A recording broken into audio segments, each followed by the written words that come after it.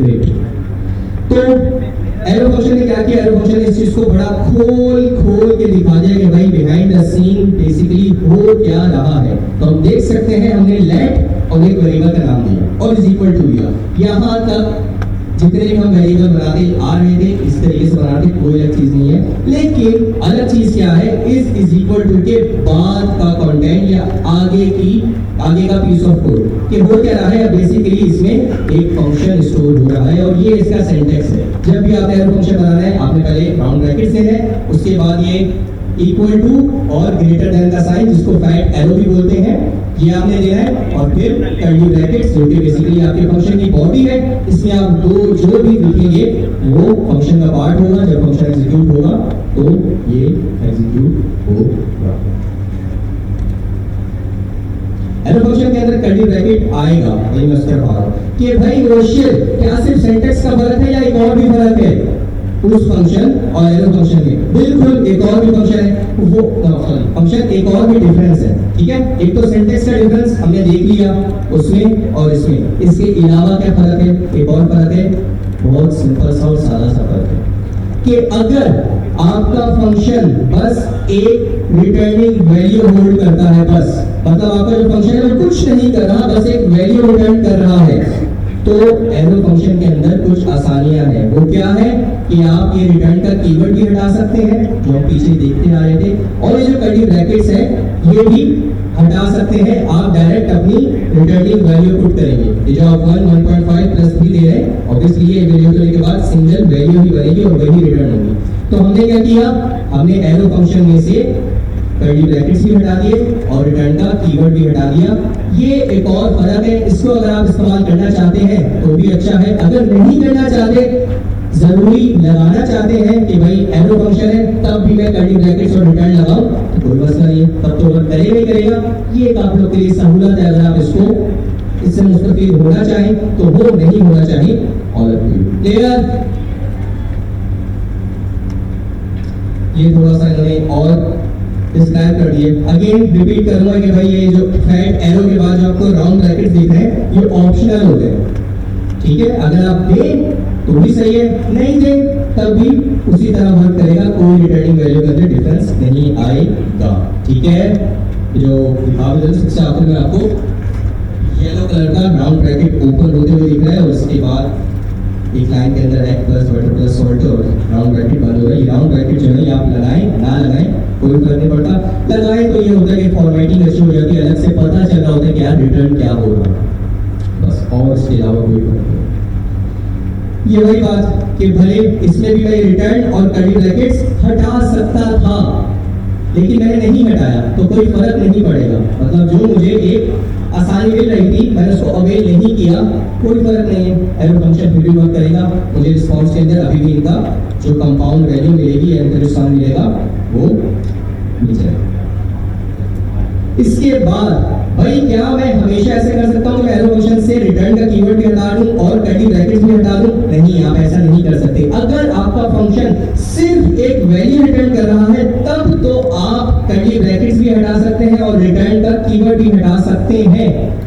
लेकिन अगर आपके फंक्शन में जरा सी भी कुछ और रद्दो बदल है, कोई वेरिएबल बन रहा है, आप कुछ कंसोल लॉक करवा रहे हैं या जरा सी भी कोई और चीज कर रहे हैं रिटर्न के अलावा, तो आपको कर्ली ब्रैकेट्स लगाना लाजमी है और रिटर्न वैल्यू से पहले रिटर्न का कीवर्ड भी लगाना लाजमी है। ये रियायत बस तभी है जब फंक्शन कुछ नहीं कर रहा, बस वैल्यू रिटर्न कर रहा है। ठीक है, तो तभी आप देख सकते हैं क्योंकि इस फंक्शन के अंदर हमने वेरिएबल बनाया है तो हमें कर्ली ब्रैकेट्स लगानी पड़ी और जब वैल्यू रिटर्न कर रहे थे तो उससे पहले रिटर्न का कीवर्ड भी लगाना पड़ा। Okay clear? ठीक है भाई, ये आप देख सकते हैं। अच्छा, ये कॉलम के बाद नंबर क्या है, ये रिटर्न वैल्यू की टाइप है और कुछ नहीं है। क्या आप देख सकते हैं एग बटर सॉल्ट तीनों पर आप देख सकते हैं नंबर नंबर नंबर। जब तीनों नंबर प्लस होंगे तो जो मिलेगा वो भी एक नंबर ही होगा। तो इसलिए बताने के लिए फंक्शन रिटर्न क्या कर रहा है उसकी टाइप क्या है तो हम कॉलम के बाद उसकी टाइप होगा। वेरिएबल्स को हमने बहुत अच्छे से पढ़ा था। वेरिएबल्स को होता क्या है, वो बाउंड्री, वो हद जहां में रहते हुए हम वेरिएबल को यूज कर सकें, यूटिलाइज कर सकें, इस्तेमाल कर सकें, उस हद या उस बाउंड्री या उस स्कोप को क्या बोलते हैं, वेरिएबल का स्कोप कि भाई इसमें रहते हुए मैं अपने वेरिएबल को यूज कर सकता हूं। अब ये स्कोपिंग दो तरह की होती है, एक ग्लोबल स्कोप या ग्लोबल वेरिएबल्स कहलाते हैं, एक लोकल स्कोप या लोकल वेरिएबल्स कहलाते हैं। जिसके अंदर बहुत अच्छी सी एग्जांपल पड़ी थी आपके वाईफाई, गवर्नर हाउस का वाईफाई है, अगर यहाँ पे मौजूद हूँ उसको मैं कनेक्ट करना चाहूँ अपने मोबाइल में, देखूं कि भाई अवेलेबल नेटवर्क, तो मेरे पास दिख रहा होगा गवर्नर हाउस वाईफाई। क्यों? क्योंकि मैं उसकी बाउंड्री के अंदर मौजूद है, जितने भी डायमीटर के अंदर जो भी उसकी रेंज है मैं उसके अंदर अभी मौजूद हूं, तभी मुझे वो अवेलेबल नेटवर्क में शो हो रहा है। जैसे ही मैं उस हद से, उस रेंज से बाहर चला जाऊंगा, लेट से मैं एयरपोर्ट चला गया और मैं फिर उसको एक्सेस करने की कोशिश करूंगा तो मुझे नहीं मिलेगा। हालांकि मुझे पता है वो मौजूद है, गवर्नर हाउस में वो मौजूद है, लेकिन मैं उसकी हद से, उसकी बाउंड्री से बाहर चला गया हूं, इसलिए मैं अपने वाईफाई से कनेक्ट नहीं कर पाऊंगा। वेरिएबल के लिए भी यही है कि भाई अगर आप का जो वेरिएबल है वो एक बाउंड्री के अंदर मौजूद है तो उस बाउंड्री के अंदर रहते हुए तो आप उस वेरिएबल को यूज कर सकते हैं, लेकिन जैसे ही आप उस बाउंड्री से बाहर गए, टाटा बाय बाय, आप वेरिएबल को नहीं इस्तेमाल कर सकते, आपको एरर मिलेगा। ग्लोबल वेरिएबल हमने एग्जांपल ली थी बारिश की, बादलों की, तो अल्लाह सुब्हानहू तआला का निजाम है कि आप भले पाकिस्तान में, आप इंडिया में हैं, आप बांग्लादेश में, आप कहीं पे भी हैं, जब अल्लाह का हुक्म होगा तो बारिश होगी। ऐसा कोई दुनिया में जगह नहीं है जहाँ पे बारिश नहीं हो सकती, ठीक है? तो इसकी कोई हद नहीं है, इसकी कोई बाउंड्री नहीं है, जब भी बारिश होनी होगी होगी, और जहाँ पे होनी होगी होगी। तो हमारा क्या बन जाएगा? ग्लोबल वेरिएबल या ग्लोबल स्कोप। इसके हमने एग्जांपल भी देखी थी, कोड में मेरे पास बनी हुई है, मैं इसको बड़ा कर देता हूं ताकि आपको कोशिश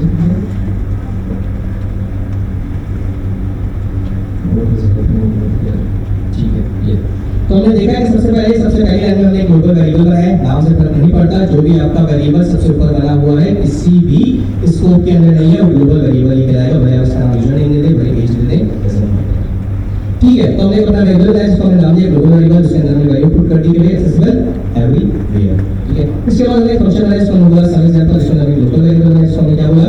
accessible only in this function. अब एक चीज, अगर मैं स्कोप में रहते हुए, फंक्शन की बाउंड्री के अंदर रहते हुए, फंक्शन की कर्ली ब्रैकेट्स के अंदर रहते हुए ग्लोबल वेरिएबल को एक्सेस करना चाहूंगा तो हो जाएगा ग्लोबल वेरिएबल। क्यों? क्योंकि वो किसी हद का मोहताज नहीं है, सही है, वो टॉप लेवल पे। तो जो नेस्टेड अगर कोई स्कोप बन भी रहा है तो कोई मसला नहीं, आप वहां भी उसको इस्तेमाल कर सकते हैं, क्योंकि उसकी हद इसी हद से बाला करे, इससे ऊपर है, ठीक है। लेकिन अगर मैं इसी बाउंड्री में रहते हुए, इसी बाउंड्री में रहते हुए लोकल वेरिएबल एक्सेस करना चाहूँ तो हो जाएगा। क्यों? क्योंकि वेरिएबल बना हुआ भी इसी लेवल पे है और मैं एक्सेस भी इसको इसी बाउंड्री लेवल पे रहते हुए कर रहा हूँ। लेकिन जैसे ही मैं इस फंक्शन की बाउंड्री से बाहर निकलूं और मैं ग्लोबल वेरिएबल एक्सेस करना चाहूँ तो कर सकता हूँ। क्यों? क्योंकि बेसिकली मुझे उसका एक्सेस है वो टॉप लेवल पे। लेकिन अगर मैं लोकल वेरिएबल को एक्सेस करना चाहूँ तो नहीं कर सकता। क्यों? क्योंकि मैं उसके स्कोप से, उसकी बाउंड्री से, उसके हद से बाहर आ, ठीक है भाई। हमारा तो आप लोगों की पिछली क्लास का तमाम कंटेंट कवर हो गया विद 15 मिनट्स, इसलिए हमारा होगा। हाँ बिल्कुल, ये जो वैल्यू दी है ये और आसान करने के लिए वैल्यू ये पुट करेंगे, आप कुछ भी दे सकते हैं। सॉरी,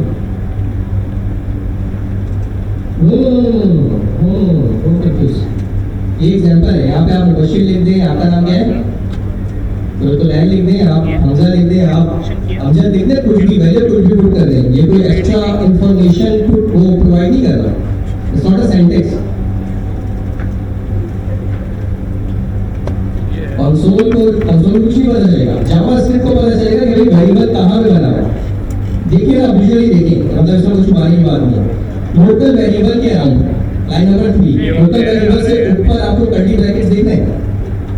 लोकल वेरिएबल जब खत्म हो रहा है आपको कर्ली ब्रैकेट्स दिख रहे हैं। कौन से स्टेप? ग्लोबल वेरिएबल से ऊपर आपको कर्ली ब्रैकेट्स दिख रहे हैं या उसके बाद क्या दिख रहा है? That's all.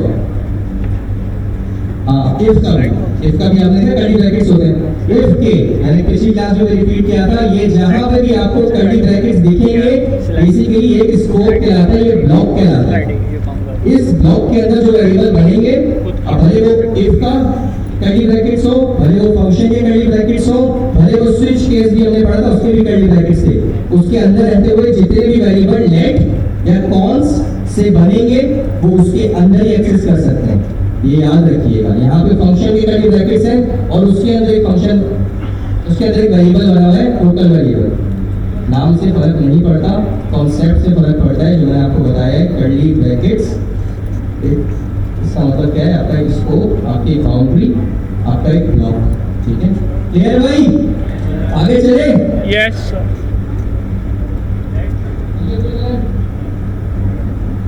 ये कुछ नहीं है, पढ़ लीजिएगा।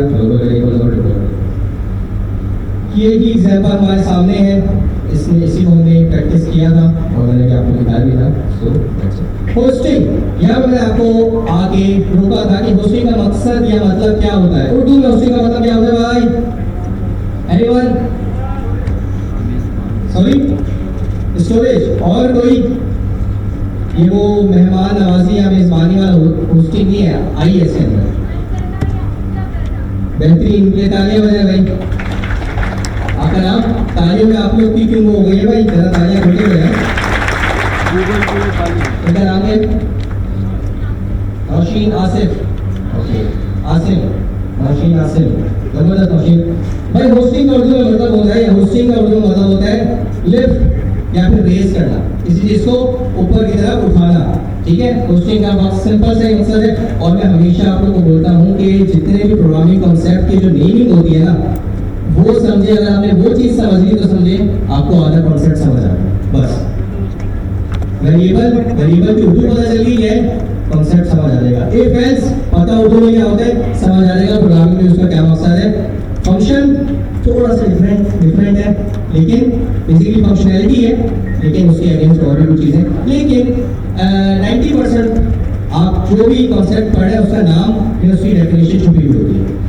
तो एनीवे, होस्टिंग का मकसद होता है लिफ्ट करना या फिर रेज करना। ऑब्वियसली रेज हमेशा ऊपर की तरफ होता है, कोई नहीं बोलता भाई मैं तो नीचे की तरफ रेज कर रहा हूँ। ठीक है, तो रेज हमेशा ऊपर की तरफ होता है। Hosting with let and const कुछ भी नहीं है, एक आर्टिकल है, एक आई गेस ब्लॉग है जो आप लोग के लिए है, आप लोगों ने पढ़ना है, आप लोगों को समझना है।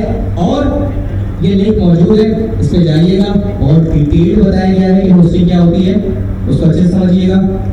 और ये आपके लिए होम असाइनमेंट है और यही वो वक्त है कि आप अपनी प्रैक्टिस करें, इसका कोड भी कीजिएगा और अपने अल्फाजों में लिखिएगा भी कि होस्टिंग क्या होती है। जो मैंने आप लोग को बोला है करने को, अपने अल्फाज में लिखिएगा, जितना आप लोग को समझ है, जैसा आप लोग को समझ है। लेकिन क्योंकि मैं आप लोग से बहुत मोहब्बत करता हूँ तो मैं आपको थोड़ा सा कॉन्सेप्ट देता हुआ चला जाता हूँ होस्टिंग क्या है, ताकि जब आप डेफिनेशन पढ़ रहे हो, आप ब्लॉग पढ़ रहे हो, आप आर्टिकल पढ़ रहे हो, तो आपको क्लिक करे कि हाँ यार ये चीज़ है। होस्टिंग उर्दू में जैसे आपको पता चल गया है कि होस्टिंग का मकसद क्या होता है, टू लिफ्ट अप या फिर टू रेज। ठीक है, तो प्रोग्रामिंग में भी बेसिकली जब आप अपनी फाइल कंपाइल करने के बाद रन करते हैं तो ऐसा कुछ आपको दिखेगा नहीं, लेकिन थोड़ा विजुलाइज करने की कोशिश करें। लेट्स से हम इमेजिनरी वर्ल्ड में हम आपको सब दिख रहा है कि जावास्क्रिप्ट बिहाइंड द सीन काम कैसे कर रही है। तो जैसे ही आपकी फाइल आप एग्जीक्यूट करते हैं, आपने बोला नोड main.js, तो होता क्या है कि आपकी फाइल के अंदर मौजूद जितने भी वेरिएबल होते हैं जावास्क्रिप्ट उनको पिक करता है, उनको उठाता है और उनको सबसे ऊपर लेके जाता है और मेमोरी के अंदर उनको स्टोर कर देता है। उनको मेमोरी के अंदर, याद रखिएगा, सिर्फ वेरिएबल्स का नाम स्टोर करता है, उनकी एक्चुअल वैल्यू स्टोर नहीं करता। लेट्स से मैंने लाइन नंबर 3 के अंदर लिखा let user name is equal to Mubashir, तो होगा क्या कि जब मैं अपनी फाइल को रन करूंगा तो जावास्क्रिप्ट देखेगी कि यार इस फाइल के अंदर कितने वेरिएबल्स हैं, तो उसको एक वेरिएबल मिलेगा Mubashir, sorry not Mubashir, user name को उठाएगा और मेमोरी के अंदर जाके स्टोर कर देगा। इस पॉइंट तक यूजर नेम के अंदर वैल्यू मुबशिर स्टोर नहीं होगी, अनडिफाइंड होगी। क्या होगी? अनडिफाइंड।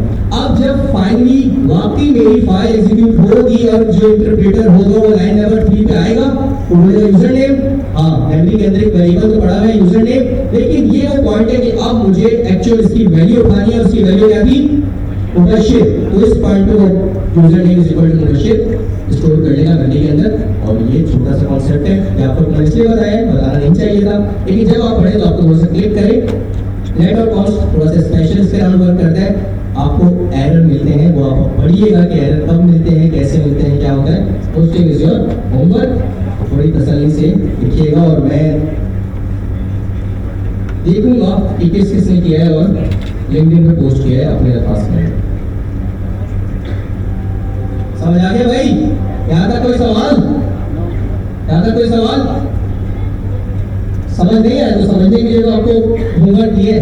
मैंने बस आपको इतनी सी बात बताई है कि जिस तरह उर्दू में इसका मतलब है लिफ्ट करना, रेस करना, ऊपर की तरफ लेके जाना, तो प्रोग्रामिंग में भी बेसिकली होता क्या है कि आपकी फाइल रन होने से पहले आपके तमाम वेरिएबल्स मेमोरी के अंदर स्टोर हो जाते हैं। आपका एक्चुअल कोड एग्जीक्यूट नहीं होता, तमाम वेरिएबल्स ऊपर जाते हैं, सबसे ऊपर, और मेमोरी के अंदर स्टोर हो जाते हैं। फिर जब एक्चुअल फाइल एग्जीक्यूट होती है तो उनकी वैल्यू उन वेरिएबल के अंदर असाइन होती है, उनको मिलती है। ये मैंने आपको बस एक छोटा सा क्या कह सकते हैं नॉलेज दे दी है, ताकि जब आप इसको पढ़ें तो आपको क्लिक करेंगे यार मुझे ने कुछ बताया था, अब उसकी बेस के ऊपर मैं अपनी और फाउंडेशन बनाऊं। बस आपके लिए और कुछ नहीं है फिलहाल। आगे चलते हैं भाई, अनोनिमस फंक्शन। अगेन मैं रिपीट करता हूँ, हमेशा जो टॉपिक का नाम होता है उसके पीछे उसका तमाम काम छुपा हुआ होता है। अनोनिमस का मकसद क्या होता है भाई? नामालूम। बेनाम, जिसका कोई नाम ना हो और आगे फंक्शन लिखा हुआ है, तो खुद ही बता दें इसका मकसद क्या होगा। ऐसा फंक्शन जिसका नाम ना हो, बस। अब आगे आप देखेंगे आपको कुछ समझ आ जाएगा। थोड़ी सी आपको और ये बताता नहीं हूं आपको, बल्कि बताता हूं। अगर आप जरा कमर कस लिए, बातें खत्म कर लें और सामने देखें। अगर आप यहाँ पे देखें और let half fried egg is equal to, तो समझे नहीं है मौजूद, और आगे का सेंटेंस देखिए। फंक्शन का keyword round brackets, curly brackets, अंदर जो भी लिखना है वो आप लिखें, सॉल्व करें। अगर आप थोड़ा सा गौर करें, जो हमने पहला फंक्शन बनाया था, एरो फंक्शन से पहले जिस तरह हम फंक्शन बना रहे थे, क्या वो और ये सेम नहीं है? बिल्कुल। बस एक डिफरेंस है कि इसका नाम नहीं है, इसका। तो यही तो इसका जो बेसिकली जिस टॉपिक के या जिस अम्ब्रेला के अंदर ये पूरा मौजूद है, खुद बता रहा है कि ये फंक्शन कौन है? बेनाम है। ये क्या है? अनोनिमस फंक्शन है। तो अगर आप इस फंक्शन से पहले लेट वेरिएबल का नाम इक्वल टू हटा दें और उसके बाद की चीज देखें, तो ये बिल्कुल उसी तरीके का फंक्शन है जिस तरीके का फंक्शन हमने सबसे पहले बनाया था। द ओनली डिफरेंस इज कि इसके पास कोई नाम मौजूद नहीं है, बस इसलिए इसको अनोनिमस फंक्शन बोलते हैं। अब अगर आपने इसको नाम देना हो, क्योंकि बेसिकली ये फंक्शन बनाने का एक तीसरा तरीका है। पहला हमने देखा था लेगेसी तरीका, जो सबसे पहला तरीका था फंक्शन के कीवर्ड के साथ जो फंक्शन बना रहे थे। दूसरा तरीका कौन सा था? Arrow function. तीसरा तरीका ये वाला है अनोनिमस फंक्शन, जिसमें आप क्या करते हैं? बिल्कुल पहले तरीके की तरह ही फंक्शन बनाते हैं और उसमें से नाम हटा देते हैं। नाम कब लगाते हैं? ये लेट नेम इक्वल टू करके। तो बेसिकली होता वही है कि आपके वेरिएबल के अंदर ये पूरा फंक्शन स्टोर हो जाता है और उसको नाम भी मिल जाता है। क्लियर? कोई दिक्कत, कोई समस्या, कोई प्रॉब्लम, कोई मसला, कोई परेशानी आता? नो। अब इसको ऑब्वियसली क्योंकि इट्स अ न्यू टॉपिक, तो हम इसको प्रैक्टिकली करके भी देखेंगे और श्योर। सॉरी, तीन तरीके फंक्शन बनाएंगे आपको, जो से आप बिल्कुल बाद में फंक्शन करेंगे। सेंटेक्स पे नो कॉम्प्रोमाइज भाई, सेंटेक्स पे नो कॉम्प्रोमाइज। सेंटेक्स आपने फॉलो करना है, तभी मैं बोलता हूँ सेंटेक्स ऐसी चीज है जो कि कभी चेंज नहीं होनी। नहीं समझ आ रहा? रटा मार लो। अच्छा, एक एग्जांपल हमेशा याद रखिएगा, जो मैंने आपको पिछली क्लास में बताई थी, क्योंकि एक क्लास में लोगों ने बड़े फजूल सवाल किए थे कि भाई जब फंक्शन है तो एरो फंक्शन की क्या जरूरत है। तो मैंने आपको बताया था अगर पैदल चल सकते हो ए पॉइंट से बी पॉइंट पे जा सकते हो तो फिर बाइक की क्या जरूरत है? बाइक है तो गाड़ी की क्या जरूरत है? सीढ़ी थी तो एस्केलेटर की क्या जरूरत थी? एक्सीलेटर था तो लिफ्ट की क्या जरूरत थी? तो ये सीढ़ी और एस्केलेटर वाली एग्जांपल जरा भी अपने ज़हन में रखिएगा, एक चीज रिलेट करवाऊंगा आपको। लेट्स से हमने सबसे पहले फंक्शन बनाया था, इसको हमने नाम दिया था, पहले तरीके से फंक्शन बनाया, ठीक है? उसको हमने इस तरह उसका नाम दिया था, सॉरी फंक्शन का कीवर्ड दिया था, उसके बाद हमने बोला हाफ फ्राई एग, और उसके बाद हमने राउंड ब्रैकेट्स, और उसके बाद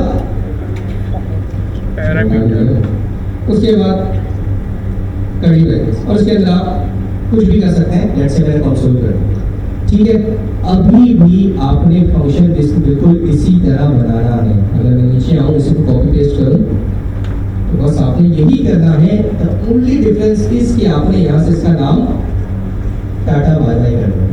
अब भाई मसला, अगर मुझे इस वाले फंक्शन को बाद में कॉल करना है, बुलाना है, तो मैं कैसे बुलाऊंगा? इस बेचारे के पास तो कोई नाम ही मौजूद नहीं है। तो इसलिए एक और तरीका होता है नाम देने का, वो है लेट। जिस तरह आप वेरिएबल्स बनाते हैं, जो अभी हमने एरो फंक्शन के अंदर भी प्रैक्टिस देखी है कि आप यहाँ पे बोलेंगे हाफ फ्राई एग।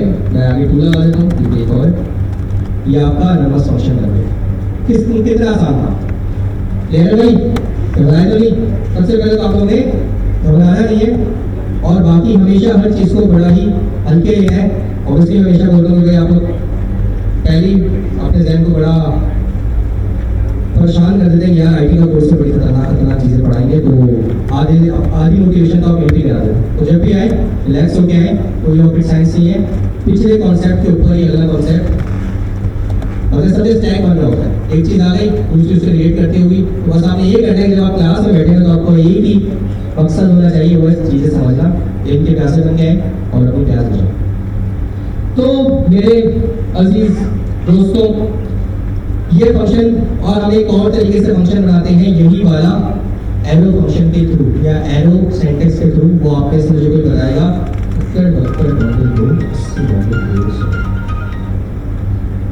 खालिद, मेरे दोस्त खड़े हो जाए, इनके लिए जोरदार तालियां। पीछे वाले तालियां बजा दें please. Thank you so much जी खालिद। अगर मुझे यही फंक्शन, ताकि मैं चाह रहा हूँ तीनों सेंटेंस एक ही फ्रेम के अंदर आ जाए, आपको दिख जाए कैसे बनता है, तो अगर मुझे यही वाला फंक्शन वेरिएबल का नाम हम थ्री लगा देंगे आगे, लेकिन बताएं कैसे बनेगा एरो फंक्शन। नहीं, खालिद चीटिंग नहीं करता। खालिद बताएं खालिद, ये मुझे बंद करके आना चाहिए, वो बस मैं काम कर रहा होता हूँ तो जल्दी मैं आ जाता हूँ। Is equal to round brackets, नहीं तो देखो नहीं देगा। आगे एरो बना दिया, कर्ली ब्रैकेट्स, और सेम वही जो कंसोल था आपका इज रेडी। तो आप लोग के सामने मेरे अजीज दोस्तों तीनों फॉर्मेट, ये तीनों सेंटेंस मौजूद है एक फंक्शन बनाने के। अब मुझसे कोई पूछे कि भाई कौन सा आसान तरीका है, कौन सा मुश्किल तरीका है, कौन सा कब बनाना है, कौन सा कब नहीं बनाना, तो इसका कोई आंसर नहीं है। देयर इज नो रॉन्ग और राइट आंसर। इसकी मैं आपको एग्जांपल दूंगा। जिस तरह सीढ़ी है, एस्केलेटर है और लिफ्ट है। सीढ़ी थोड़ा मुश्किल तरीका है ऊपर जाने का, लिफ्ट उससे थोड़ा आसान तरीका है ऊपर जाने का, क्योंकि अगर मुझे फोर्थ फ्लोर पे जाना है तो यूजुअली पहली जो एस्केलेटर होती है वो सेकंड फ्लोर तक जाती है, जो बेल्ट होती है उसके बाद में करके दोबारा एस्केलेटर पे चढ़ना होता है, मुझे फोर्थ फ्लोर पे लेके जाती है। लेकिन जो लिफ्ट होती है बस जाके खड़ा होगा, बोलूंगा फोर्थ, वो भी टक टक ऊपर ले जाएगी। सबसे आसान तरीका क्या होता है? एस्केलेटर। अब ये आपके ऊपर है, आपको जो सबसे आसान लगे वो आपके लिए एस्केलेटर है, जो आपको उससे मुश्किल लगे, सॉरी, जो आपको सबसे आसान लगे वो आपके लिए लिफ्ट है, जो आपको उससे आसान लगे वो आपके लिए एस्केलेटर है, जो आपको फिर उल्टा बोलेगा। एंड सो सॉरी, मैं रिलैक्स हो जाता हूँ, लंबी सांस लेता हूँ मैं। हाँ, जो आपको सबसे मुश्किल लगे वो आपके लिए सीढ़ी है, जो आपको उससे आसान लगे वो आपके लिए एस्केलेटर है, जो आपको सबसे आसान लगे वो आपके लिए लिफ्ट है। So again there is no wrong और राइट आंसर। और टू बी वेरी ऑनेस्ट, जब आप इंशाल्लाह इस दुनिया में आएंगे और प्रोफेशनल वर्ल्ड के अंदर अपना पहला कदम ले रखेंगे और कहीं आपकी जॉब होगी, अपना सेटअप, आप अपना काम करोगे, तो आप इनमें से किसी एक तरीके से ही अपने फंक्शन बनाएंगे। लेकिन क्योंकि अभी हम इन चीज़ों को पढ़ रहे हैं, सीख रहे हैं, और एग्जाम में ये हमसे तवक्को है कि हमें ये तीनों सेंटेंस आने चाहिए, तो सवाल इनमें से किसी का भी आ सकता है। आपको तीनों तरीके आने चाहिए हैं।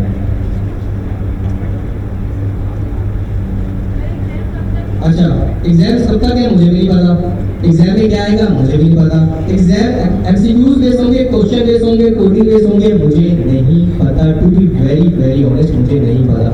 जब हम पढ़ते थे हमें पता होता था, हमें भी नहीं पता होता था। जब हम पढ़ते तो क्या सर या हमें क्लास के बाद बोलते थे कि यार ये टीए मौजूद है, इसको पैक करके साथ भर ले जाओ, हमें भी नहीं बोलते थे, हम भी घर जाके खुद ही मेहनत करते थे।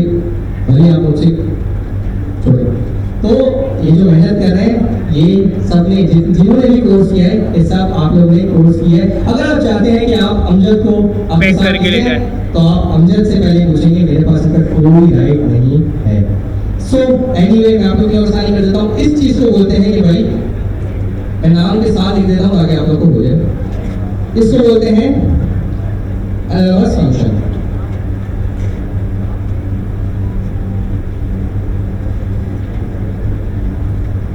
इसको बोलते हैं एरो फंक्शन। और इसको क्या बोलते हैं भाई? लेगेसी फंक्शन या इसके अराउंड जो ज्यादा अच्छी चीज यूज होती है फंक्शन डेफिनेशन। फंक्शन एक मिनट आपके पास आओ, ठीक है। अब आप लोग के नाम भी आपके सामने और तरीका भी आपके सामने। जब आप कोड कर रहे हो जैसे कोई तरीका पकड़े, जैसे मेरा पर्सनल फेवरेट ये वाला, ठीक है, मैं इसको बड़ा इस्तेमाल करता हूँ, लेकिन आप लोगों को जो भी आसान लगे आप उसको इस्तेमाल करें। जी आप सवाल लेते हैं आप लोगों को।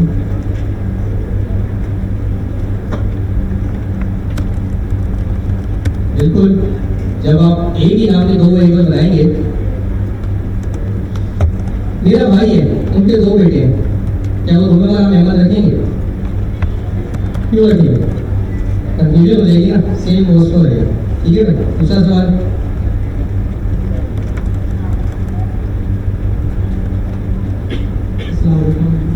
आप इस बात का जवाब दें सर। ये कि हमारे पास मेमोरी दो तरह की होती है, एक होती है स्टेट, एक होती है वीक। सही, अभी इस कॉन्सेप्ट में जाते हैं स्टेट और वीक क्या होता है। आप ये समझ लें कि हमारे पास एक रेम है, सही, ये जितना भी डेटा है हमारा फंक्शन का है, सही, कहाँ जाते हैं, ये रेम में जाके सेव हो जाता है।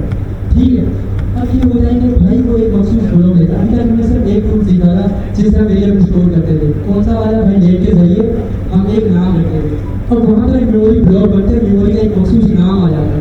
आप देखिए अगर मैं उस नाम से एक दूसरा वेरिएबल बना दूँ तो वो मेमोरी में बड़ी कंफ्यूज हो जाएगी, वो देखिए यार ये क्या सेम नाम है, ठीक है, तो क्या वो गार्बेज में चले जाएगी, वेस्ट हो जाएगी।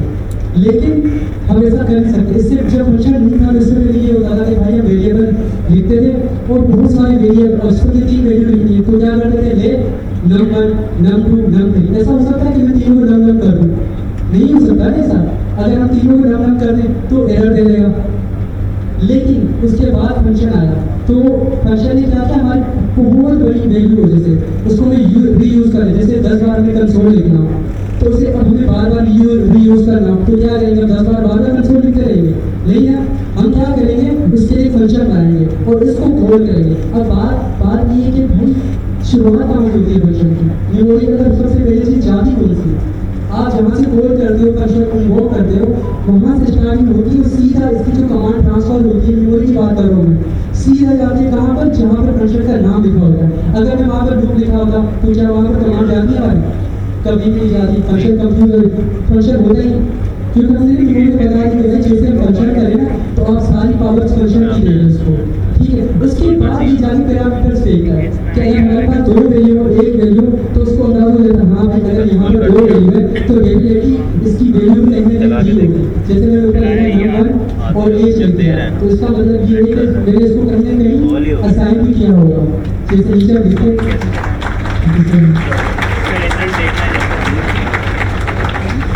तो इस तरह काम करता है हमारा फंक्शन। अब एक और बात, रेस्ट और स्प्रेड की बात कर रहा हूँ। उसमें ये होता है कि भाई आपका जो रेस्ट होता है वो क्या करता है, आपकी सारी वैल्यू को ट्यून कर लेता है। क्यों? वो किसके अंदर होता है भाई? वो हमारे पैरामीटर्स के राउंड बेसिस के राउंड ब्रैकेट के अंदर होता है। ठीक जी सॉरी बोल रहे, समटाइम ऐसा होता है कि मैं नाम भी भूल जाता हूँ। सही है, सोचे आप समझ जाइए, मैं बात की बारीकी समझा रहा हूँ। तो अब क्या हो जाएगा, हमने 3 डॉट लिख दिए। अब ये है कि बच्चों को कैसे पता चलेगा भाई रेस्ट है स्प्रेड, पहले तो ये पता होना चाहिए भाई मेमोरी में अंदर रेस्ट क्या जा रहा है।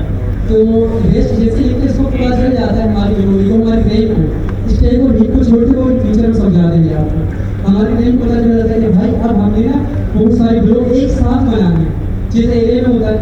एरे में अगर हम एक वेरिएबल एरे से पहले हम एक वेरिएबल डिफाइन करते थे तो वो कहीं भी जाके सेव हो जाता था, कहते भाई मेरी मर्जी में कहीं भी सेव हो जाता। लेकिन जब ए बनता है तो क्या करता है, नहीं भाई मुझे वो वही चाहिए, जैसे आप सब लाइन से बैठी होती है दोस्त हैं, मैं सवाल करता हूँ और जो भी नाम है आपका, ठीक है, ऐसा हो सकता है कि मैं आप में किसी और को बिठा दूँ, यही हो ना सर, अब आते हैं भाई बेस्ट स्टूडेंट क्या करता है, वो बेस्ट से थोड़ा डिफरेंट होता है, वो करता है आपकी फीस काट के दे देता है, वो कहता है कि नहीं भाई मुझे इसकी कॉपी चाहिए, सही है। तो थैंक यू सो मच।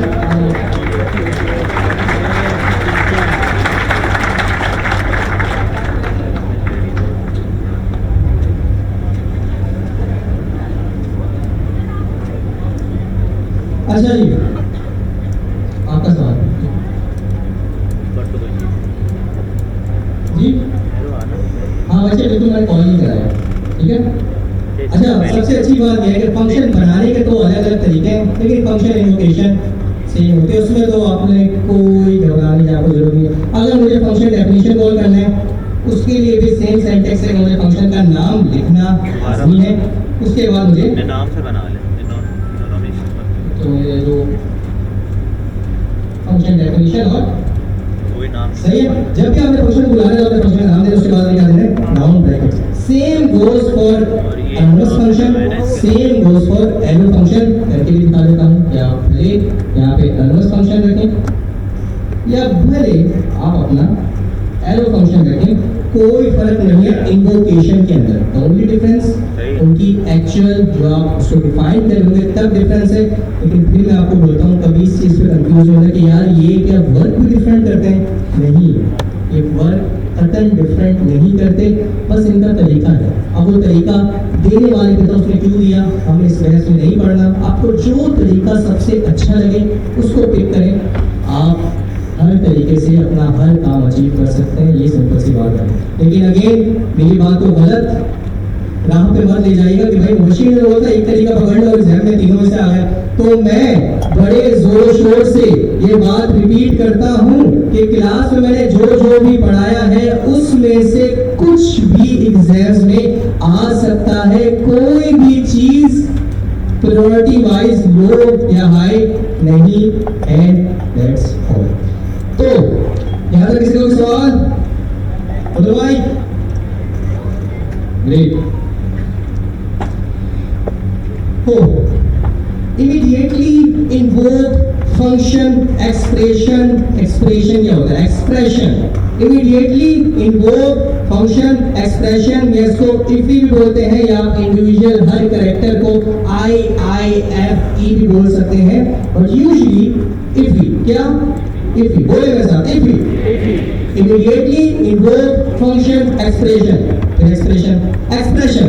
तो मेरे दोस्तों, मेरे प्यारे प्यारे दोस्तों, अगर आप यहाँ पे भी सिर्फ इसकी इंग्लिश को उर्दू में लेके चले जाएं और उससे समझने की कोशिश करें, आपका यहीं पे मामला आसान और हल हो जाएगा। इमीडिएटली का मकसद क्या होता है भाई? फौरन।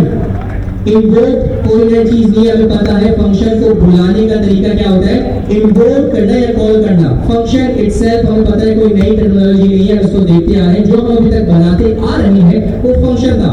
एक्सप्रेशन छोड़ो, तीन लफ्ज पे गौर करो। इमीडिएटली इन्वोक फंक्शन, फंक्शन कोई नई चीज नहीं है, इन्वोक करना कोई नई चीज नहीं है, इमीडिएटली एक नई चीज है, लेकिन उर्दू में उसका तर्जुमा पता है फौरन। तो बस इस फौरन को समझते हैं कि इसके आगे फौरन क्यों लगा हुआ। तो जैसा मैंने आपको बताया था, आपका हर आने वाला कॉन्सेप्ट या आने वाली नॉलेज पिछली के ऊपर डिपेंडेंट होती है। अगर मैं इस फंक्शन को बगैर समझाए आप लोगों को यहाँ पे आके बना दूं,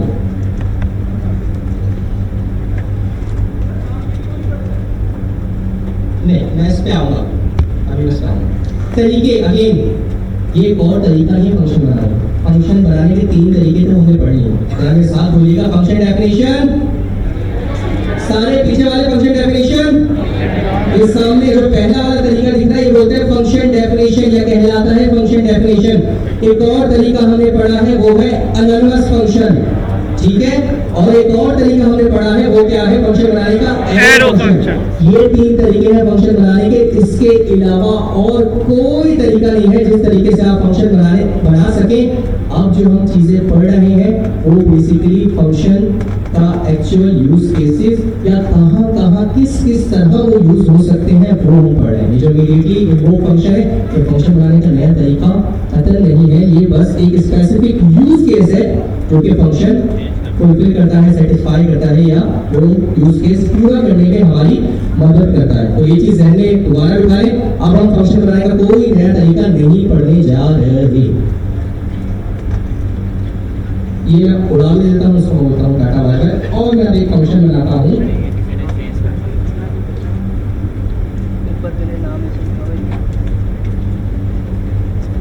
और उसमें मैं लिखता हूँ कि भाई it is an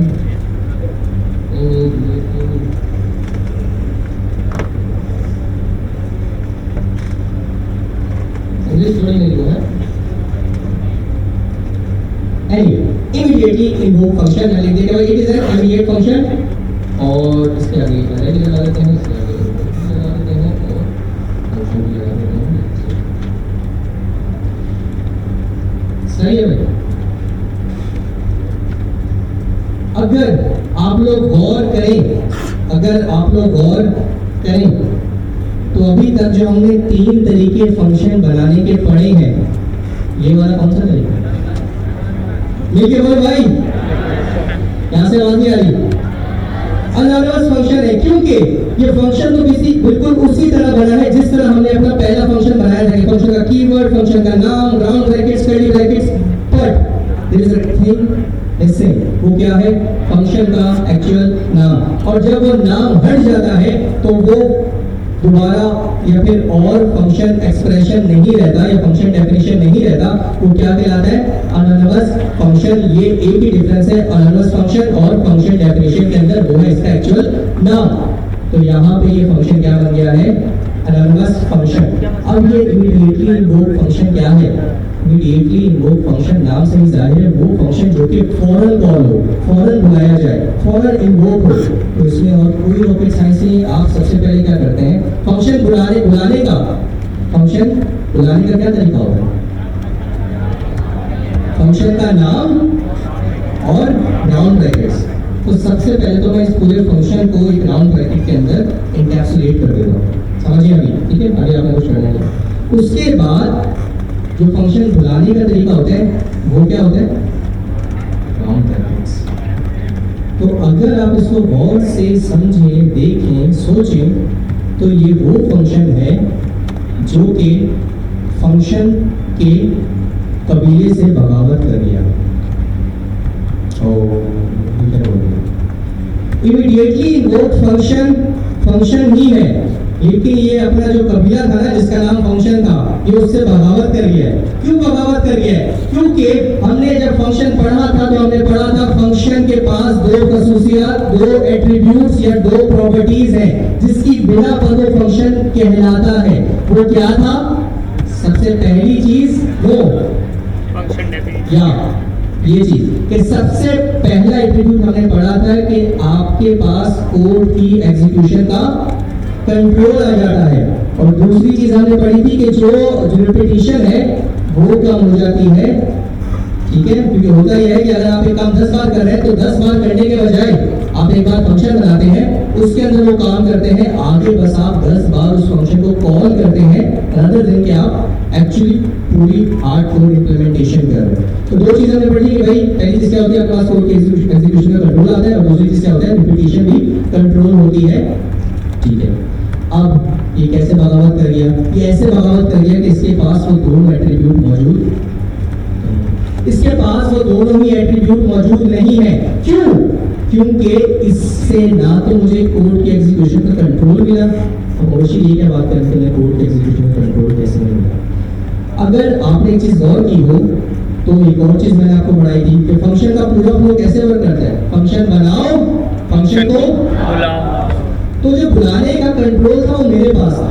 फंक्शन बना तो मैंने दिया, पहली लाइन पे बना दिया, तीसरी लाइन पे बना दिया, 10वीं लाइन पे बना दिया, लेकिन जब उसको बुलाने की बात आती थी तो मैं खुद उसका नाम लेकर उसको बुलाता था कि यार आओ और अपना काम करके जाओ। यहाँ पे मैंने उसको राइट अवे ही बुला दिया है, मतलब जैसे ही फाइल चलेगी ये चल जाएगा, ये चल जाएगा। आ रहा है सबकी बजाऊंगा, सबकी मुश्किलात का हल करके जाऊंगा। दूसरी चीज मैंने आपको बताई थी कि आपके पास रिपीटेशन का कंट्रोल आता है। आपके पास अगर आप एक काम 10 बार करें तो 10 बार करने के बजाय आप एक बार करते हैं और फिर उसको सिर्फ कॉल करते हैं। लेकिन वो कॉल हम किस बिना पे करते थे? उसके नाम की बिना पे। उसका नाम होता था तभी तो उसको बुलाते थे। आपका नाम है तभी तो बुला पाऊंगा, नाम नहीं है तो कैसे बुलाऊंगा? ऐसे ही बोलूंगा कि यार ब्लू शर्ट वाले या फिर हसीन बालों वाले या थ्रीडियो वाले, ऐसे बुलाऊंगा। मुश्किलात है, नहीं बुला पाऊंगा क्योंकि आपका नाम नहीं है। इसका भी वही मसला है मेरे दोस्तों, इसका कोई नाम मौजूद नहीं है। तो इसी वजह से इस फंक्शन को हम बोलते हैं कि ये बागी है। ये ना तो कोड के एग्जीक्यूशन पर कंट्रोल देता है और ना ही रिपीटेशन पे कंट्रोल देता है। क्यों? एक चीज तो समझ ली, इसका नाम ही नहीं है तो बाद में इसको बुलाएंगे कैसे? और दूसरी चीज, इसकी इन्वोकेशन राइट अवे कर रहे हैं। जैसी फाइल एग्जीक्यूट होगी इसने चलना है। हम जिस तरह पहले अपने फंक्शन बना के अपनी मर्जी से जब भी हमें कॉल करना होता है हम कॉल करते, तो वो वाला सिस्टम खत्म। इसलिए इसको बोलते हैं immediately invoke function that's all there is to it. अब इसको चलाता हूं मैं। इससे पहले आपने देखा था फंक्शन बना देता था, वो चलता नहीं था, फाइल एग्जीक्यूट करता था, कुछ नहीं होता था। क्यों नहीं होता था? क्योंकि मुझे नीचे जाके एक्सप्लिसिटली उस फंक्शन का नाम ला ला ला कुछ भी और राउंड ब्रैकेट्स लगाने पड़ते थे। लेकिन अब मैं इस फाइल को चला के देखता हूँ कि क्या होता है। तो अभी तक जितनी मैंने आपको नॉलेज दी है, उस नॉलेज के बिहाफ पे अगर मैं आप लोग से पूछूं कि अगर मैं अपनी फाइल को एग्जीक्यूट करूंगा तो व्हाट विल हैपन, आप लोग का आंसर क्या होगा? कंसोल पे लॉग होना चाहिए है it is an immediately invoked function expression. क्यों? क्योंकि वो हमने अभी बड़ी डिटेल में समझा है। अब मैं इसको चलाता हूं। कोड बहुत पहले पढ़ा था, कोड सेव, कोड कर लिया, सेव भी कर लिया। अब किसकी बारी है? TSC add dot to be very honest। अगर आप आज की क्लास आपने डाइजेस्ट कर ली ना तो बस समझे, फिर आगे आप लोग निकल जाए। ये समझे अपने लिए ना, आप लोग वो पॉइंट बना लें कि यार ये डाइजेस्ट कर लिए मैंने, ये वाली क्लास में लेके निकल जाऊं और कॉन्सेप्ट ले जाऊं। भले 30% ले जाऊं, मैंने आपको हमेशा बताया कि 100% लेके जाने की कोशिश कतई मत कीजिएगा, 0 भी लेके जा पाएंगे। 30% ले जाए, कोर कॉन्सेप्ट्स ले जाए, घर जाके ऑन टॉप ऑफ इट अपना 100% कंप्लीट कर लें। लेकिन अगर आपने ये क्लास में आप लोग रह गए मेरे साथ, तो अगली क्लास में तो आप लोग फिर समझे हमारा साल इंशाल्लाह 1 साल है आने वाला। नहीं गलत बोलते, 1 साल का नहीं चला, जिंदगी भर का। हाँ जी, कोड कर लिया, सेव कर लिया, कंपाइल कर लिया। अब सेकंड कैसे करते हैं?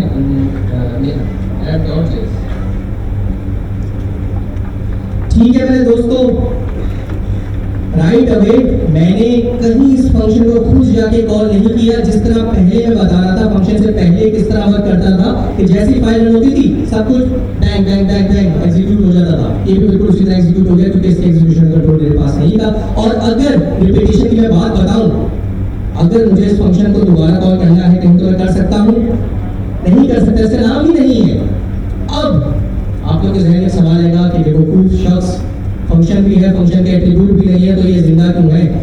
इसको तो मर जाना चाहिए, इसका वजूद ही नहीं होना चाहिए। ये वजूद इसका है क्यों? यस यस, ये क्वेश्चन है जहन में।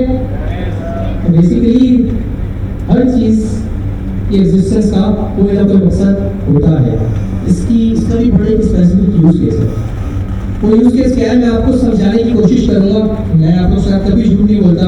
आप लोगों के सामने स्लाइड है, पहली स्लाइड में इतना बड़ा बड़ा लिखा हुआ है, दूसरी स्लाइड में ये वाली एग्जांपल है, तीसरी स्लाइड में अगला टॉपिक है।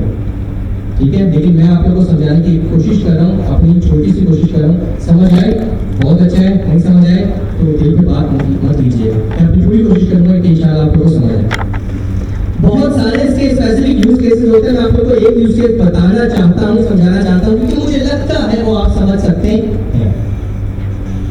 अगर मेरे दोस्तों, मेरे अजीजों, मैं यहाँ पे आके एक वेरिएबल बना, उसको मैं नाम दूँ यूजर नेम, और मैं इसके अंदर पहले से करा दूँ मुबश्शिर, थोड़ी सी टाइम होगा मुबश्शिर, ठीक है, बन गया। कोई नई चीज दिख रही है यहाँ तक?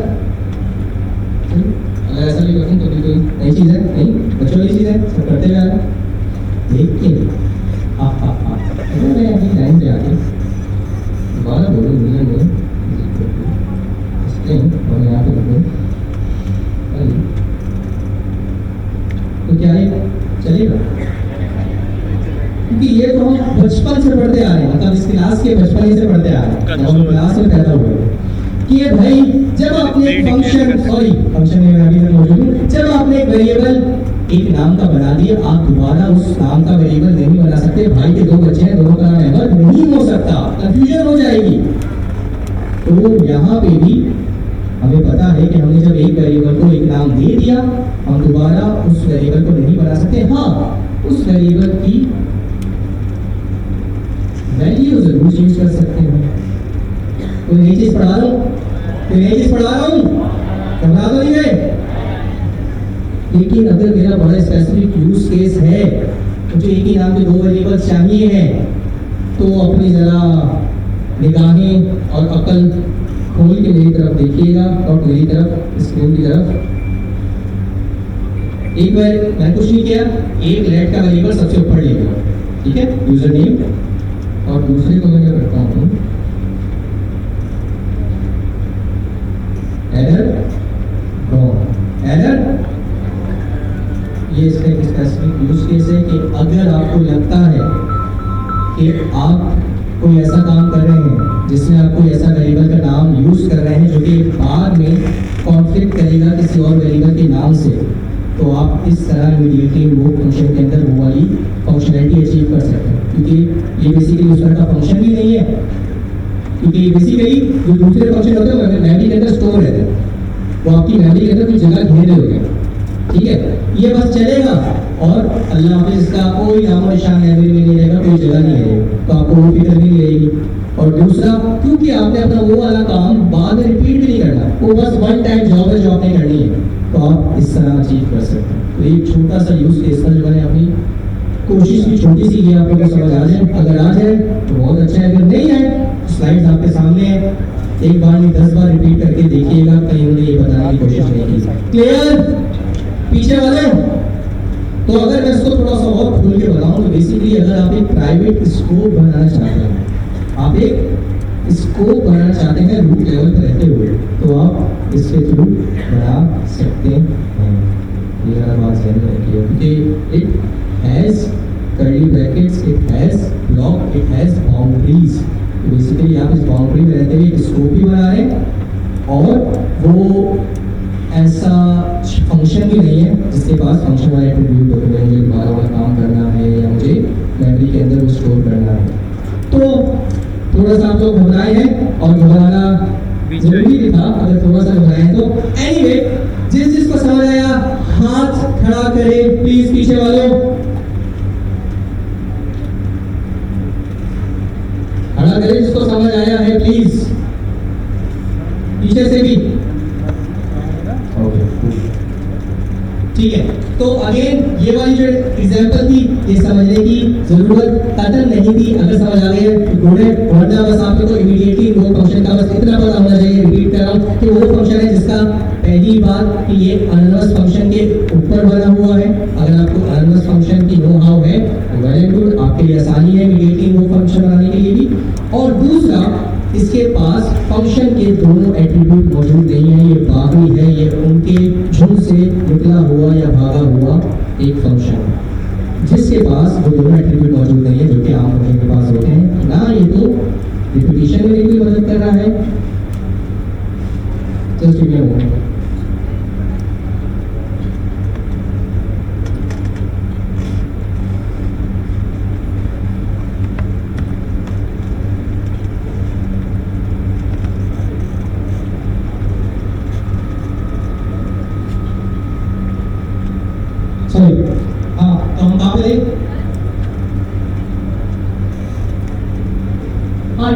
देखा जाए तो क्योंकि इसका एक स्कोप था, उसके अंदर रहते हुए एक वेरिएबल तो मैंने बनाया है, लेकिन वो कॉन्फ्लिक्ट नहीं कर रहा ऊपर वाले के साथ, क्योंकि उसका स्कोप अलग है, इसका स्कोप अलग है। इस आसान लफ्जों में और आसान कर दो, उसकी दुनिया अलग है, इसकी दुनिया अलग है।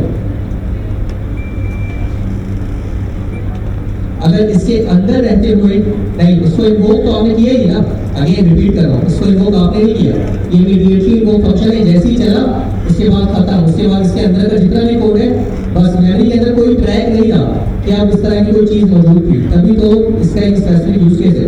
दूसरे जो फंक्शन है उनका एक नाम है, और नाम के अगेंस्ट मेमोरी के अंदर पूरे फंक्शन स्टोर होते हैं। इसमें कोई नाम ही नहीं है, तो बस लाइन नंबर 3 से लेकर 6 तक जैसी एग्जीक्यूट हुआ, ये ड्रॉप हुआ, इसका कोई नामो निशान मेमोरी के अंदर नहीं रहेगा।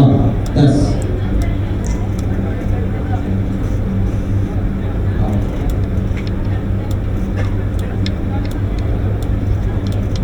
और करके मैंने दिखाया था, यानी मैं आपको दोबारा दिखा देता हूँ। अच्छा ये वेरिएबल बना ये बात, हाँ बिल्कुल मैं चला के दिखा बिल्कुल चली गई है गाइस।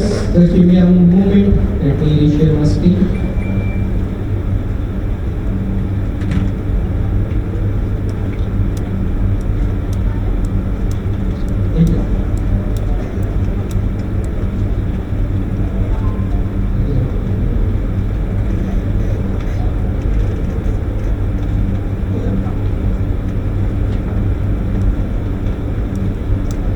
हाँ जी दिख रही है अब, तो ऐसा जो बोला नहीं दिख रही। हाँ, तो आप सवाल है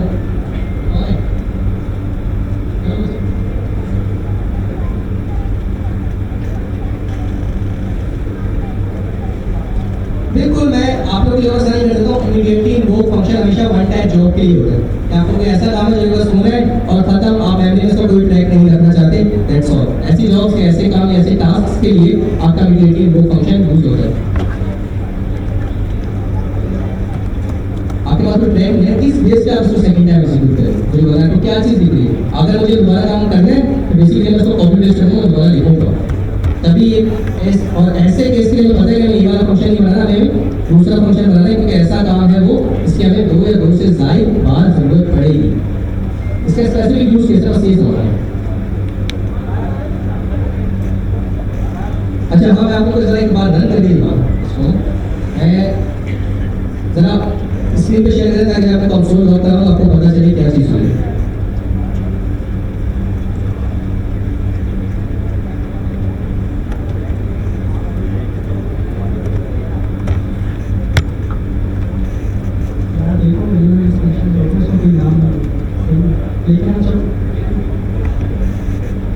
देंगे ना, ये वाली पहले एग्जीक्यूट कर देंगे फाइल, उसके बाद मैं आपको क्वेश्चन करूंगा ताकि सारे सीन रहे एक पेज पे, अभी हमारा डिस्कशन नहीं होगा।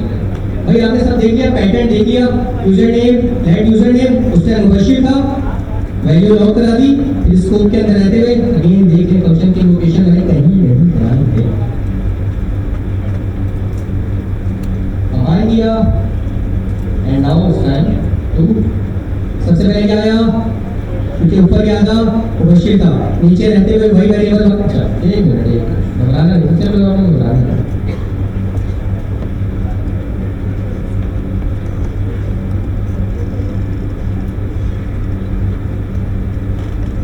दिख रहा है, दिख रहा है? तो सबसे पहले ऑब्वियसली अगर आप यहाँ पे देखें तो मुबशिर के अंदर यूजर नेम के अंदर क्या स्टोर था, तो क्या आया, लेकिन जब मैं नीचे आया तो उसी यूजर नेम के अंदर, क्योंकि उसकी दुनिया अलग थी, 2 घर हैं और एक घर है, एक घर में 2 अहमद नहीं हो सकते, लेकिन 2 घरों में अहमद हो सकता है। तो बेसिकली इसकी दुनिया अलग है और इसकी दुनिया अलग है। तो यहाँ पे रहते हुए जब मैंने एक और यूजर नेम बनाया अली और मैंने उसको एक्सेस करने की कोशिश की, तो आप देख सकते हैं नीचे मुझे क्या यूजर नेम के अंदर मिला, अली, और फिर एक और चीज में कंसोल कर रही थी, it can immediately invoke function expression. जी यहाँ तक किसी को कोई दिक्कत, समस्या, परेशानी, प्रॉब्लम या मसला तो बताएं। आपका सवाल था, आप पूछें।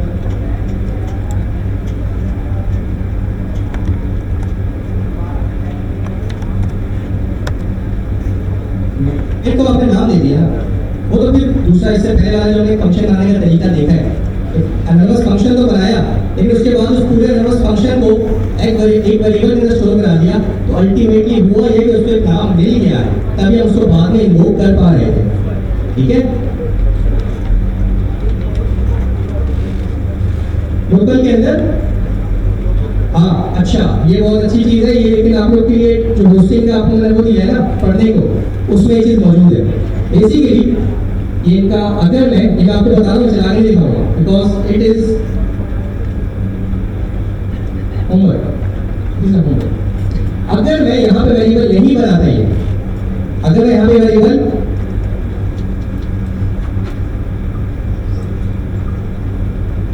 और अब मैं यूजर नेम कंसोल कराता तो मुझे क्या मिलता? ग्लोबल वाला, क्योंकि वो देखता क्या मेरे पास तो मौजूद नहीं है, लेकिन क्या मेरे पेरेंट स्कोप में कोई ऐसा वेरिएबल मौजूद है। ठीक है, तो ये बात हमेशा पैरामीटर वाली, डिफॉल्ट पैरामीटर अगर आपने पढ़ा है, तो अगर मैं पैरामीटर नहीं देता तो वो डिफॉल्ट पैरामीटर की बात उठाता है, लेकिन अगर मैंने पैरामीटर दे दिया तो डिफॉल्ट पैरामीटर ओवरराइड हो जाता है, मेरी वैल्यू की प्रायोरिटी ज्यादा होती है। सेम गोस फॉर यहाँ, अगर लोकल स्कोप के अंदर रहते हुए मैं कोई वेरिएबल लिख रहा हूँ, एक्सेस करने की कोशिश कर रहा हूँ, तो पहले लिखेगा मेरे पेरेंट स्कोप में क्या कोई ऐसा वेरिएबल मौजूद है। सॉरी, पहले लिखेगा क्या मेरे स्कोप में रहते हुए, मेरे लोकल स्कोप में ऐसा कोई वेरिएबल मौजूद है। नहीं भाई नहीं है मौजूद, तो फिर ऊपर जाएगा, बोलेगा क्या मेरे पेरेंट स्कोप में ऐसा मौजूद है। हाँ मौजूद है, तो ओवरशीट आ जाएगा। लेकिन अगर इसके अपने स्कोप में उसी नाम का एक वेरिएबल मौजूद है, तो वो पेरेंट स्कोप के वेरिएबल को उठाने के बजाय अपने स्कोप की वैल्यू को प्रायोरिटाइज करेगा और उसी को पिक करेगा। आपके लिए होमवर्क है, मैं डिटेल में नहीं जा रहा, मैं पहली वो डिटेल में जा रहा हूँ। यहाँ तक किसी को कोई समस्या? भाई क्लियर है? हैंड रेस करो। एरर आ रहा है तो उसको सॉल्व करें, एरर से आपने घबराना नहीं है, एरर हैंडलिंग का एरर से टॉपिक था। एरर इज लाइक योर छोटा भाई, यंगर ब्रदर। ठीक है भाई, तो हमने रिकर्सिव फंक्शन, हमने इमीडिएटली मूव फंक्शन पढ़ लिया है। अगेन इमीडिएटली मूव फंक्शन जो एग्जाम में या फिर इस पॉइंट तक जो आपसे एक्सपेक्टेड है वो ये है कि आपको पता हो इमीडिएटली मूव फंक्शन होता क्या है, वो आपको पता है। इमीडिएटली मूव फंक्शन जो कि बनता भी है उसी टाइम और इन्वोक भी होता है उसी टाइम। बस इतनी नॉलेज आपको आ गई, दैट्स ऑल। जो मैंने आपको चीजें बताई अगर वो आपको समझ आ गई है तो फिर तो वारे नहीं आ रहे, बहुत अच्छे। लेकिन अगर नहीं आई तो कोई आप चीज खोल लीजिए आपने एडवांस लेक्चर के अंदर, उसको बड़ी डिटेल में पढ़ेंगे। ठीक है,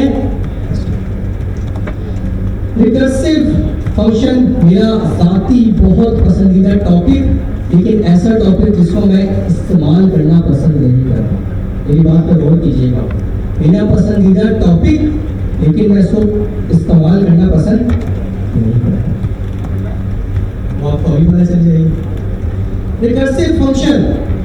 Recursive function, a recipe that says to repeat a function or a step until the dish is done। आपको समझ आई? नहीं समझ आई? मुझे भी समझ नहीं आई, तो हम खुद समझने की कोशिश करते हैं। ठीक है भाई, अगर मैं आपको कुछ भी बताए बगैर, कुछ भी समझाए बगैर, कुछ भी कहे बगैर आप लोग से बोलूं कि यार अभी तक जितने भी हम फंक्शन देखे, अच्छा पहली चीज फंक्शन बनाने का तरीका कुछ नया नहीं है, पुराना वाला फंक्शन डेफिनेशन वाला तरीका यूज करते हुए हमने फंक्शन बनाया। तभी मैंने आपको बताया फंक्शन बनाने के 3 तरीके हैं। अब हम बस उसके यूज केसेस देख रहे हैं कि वो कैसे कैसे इस्तेमाल किया जा सकता है। तो जो उसके इस्तेमाल है उनमें से एक इस्तेमाल ये भी है कि आप रिकर्सिव फंक्शन, क्योंकि इसके लिए एक स्पेसिफिक यूज केस है। इमीडिएटली मूव फंक्शन बनाने को कोई नया तरीका नहीं था, उसका एक स्पेसिफिक यूज केस था। रिकर्सिव फंक्शन बनाने को कोई नया तरीका नहीं है, बस इसका एक स्पेसिफिक यूज केस है। तो मेरे दोस्तों और खास तौर पे आपके पीछे ग्लासेस, बिल्कुल आपके पीछे वाली सीट पे सरबत के साथ मैंने आसानी करते हैं। सरबत को बता दी और बच्चे रिलैक्स, इसको जरा गौर से देखो और बस मुझे ये चीज आइडेंटिफाई करके बताओ कि यार अभी तक जो फंक्शन देखते आ रहे हैं उनमें और इसमें क्या फर्क दिख रहा है। स्टेप बाय स्टेप बताते चलिए।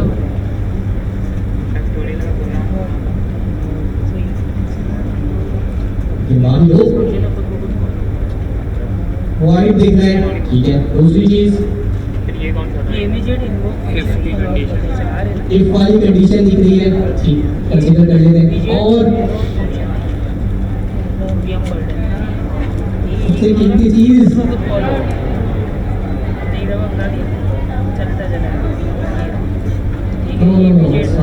वो बस चले वो हमें कंडीशन बता दी, बस ये आगे बढ़े। तीसरी चीज बताएं जल्दी। मैं मुझे रोशनी भी हो रही है।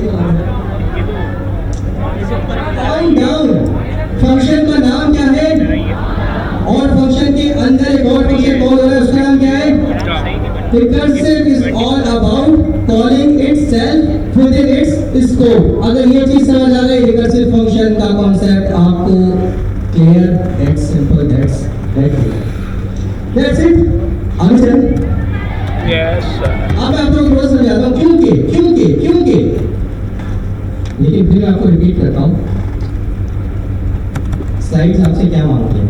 स्लाइड्स आपको बोलती है ये गौर से पढ़ो, बड़ा H1 हेडिंग 1 करके रिकर्सिव फंक्शन, उसके बाद ये फंक्शन देखो, इस फंक्शन की एग्जीक्यूशन देखो, लेकिन अब रिकर्सिव का मतलब होता है बार-बार क्या करना। अब भाई अभी तक जो हमने फंक्शन देखे वो बड़े सिंपल से थे। क्या फंक्शन क्या कर रहे हैं? कुछ नहीं कर रहे, एफ को सॉल्ट को बटन को प्लस कर रहे हैं। ये इतनी सारी एक सिंपल सी चीज समझाने के लिए इफ क्यों लगाया और उसके अंदर ऐसी कंडीशन क्यों दी है? कंडीशन देने के बाद इतना सारा काम क्यों किया? मतलब सिंपल सी डेफिनेशन भी तो सिंपल से स्टेटमेंट भी तो दे सकते थे, क्या मुश्किल स्टेटमेंट क्यों दिया? तो मैं आप लोगों को बहुत आसान तरीके से समझाने की कोशिश करता हूँ, जरा गौर कीजिएगा। मैं अगेन रिपीट कर रहा हूँ, ये वो टॉपिक है जो कि मेरा बहुत पसंद है, लेकिन मैं इसको इस्तेमाल करना पसंद नहीं करता क्योंकि इसके अराउंड बहुत सारे मसले मसाइल हैं जिनको बड़े गौर से समझना पड़ता है और उस पर टाइम स्पेंड करना पड़ता है। लेकिन ये सेल्फ अमेजिंग है। अगर मैं दूसरे फंक्शंस की तरह इस फंक्शन को भी ओवर सिंप्लीफाइड करूं और इसकी सबसे सिंपलेस्ट फॉर्म में इसको लेकर आऊं और आपको समझाने की कोशिश करूं तो ये कैसा बनेगा? मैंने बोला कि भाई फंक्शन और उसको मैंने नाम दे दिया कुछ भी, for example recursive function. Again नाम आपके ऊपर है, मैं वैसे ही दे रहा हूं, ठीक है? ये ऑप्शन है, ये नाम दे दो, ये सबसे सिंपलीफाइड फॉर्म हो गई। क्योंकि मैंने आपको डेफिनेशन ये बताई कि वो फंक्शन जो अपने स्कोप के अंदर रहते हुए खुद को ही कॉल कर रहा हो वो फंक्शन रिकर्सिव फंक्शन कहलाता है। लेकिन ये वाली एग्जांपल बहुत कॉम्प्लिकेटेड है, बहुत कॉम्प्लिकेटेड है, हमारे लिए बहुत आसान है, लेकिन रिलेटिवली जो बाकी तरीके थे उनसे बड़ी मुश्किल लग रही है और ये बहुत सिंपलीफाइड फॉर्म। अब मैं इसको चला के देखता हूँ, चलाने है तो फंक्शन लगा तो नहीं है, चलेगा क्या? चलेगा क्योंकि उसको बुलाना पड़ेगा। ये कोई इमीडिएटली वो फंक्शन नहीं है, ये पहले वाला फंक्शन है जो अभी तक अपने कबीले का पार्ट है, जिनके पास तो दोनों एट्रिब्यूट मौजूद है, दोनों एग्जीक्यूशन कंट्रोल और रिलेशनल कंट्रोल है। तो मुझे इसको एक्सप्लिसिटली बुलाना पड़ेगा कि यार मुझे तुम्हारे काम की जरूरत है। तो मैंने क्या किया है, उस फंक्शन को इन्वोक किया है। मैं आप इसको एग्जीक्यूट करता हूँ और गौर कीजिएगा, यहाँ पे इससे बात कर रहे हैं छोड़ दें, मोबाइल यूज कर रहे हैं छोड़ दें, कुछ भी कर रहे हैं छोड़ दें, because it's going to B.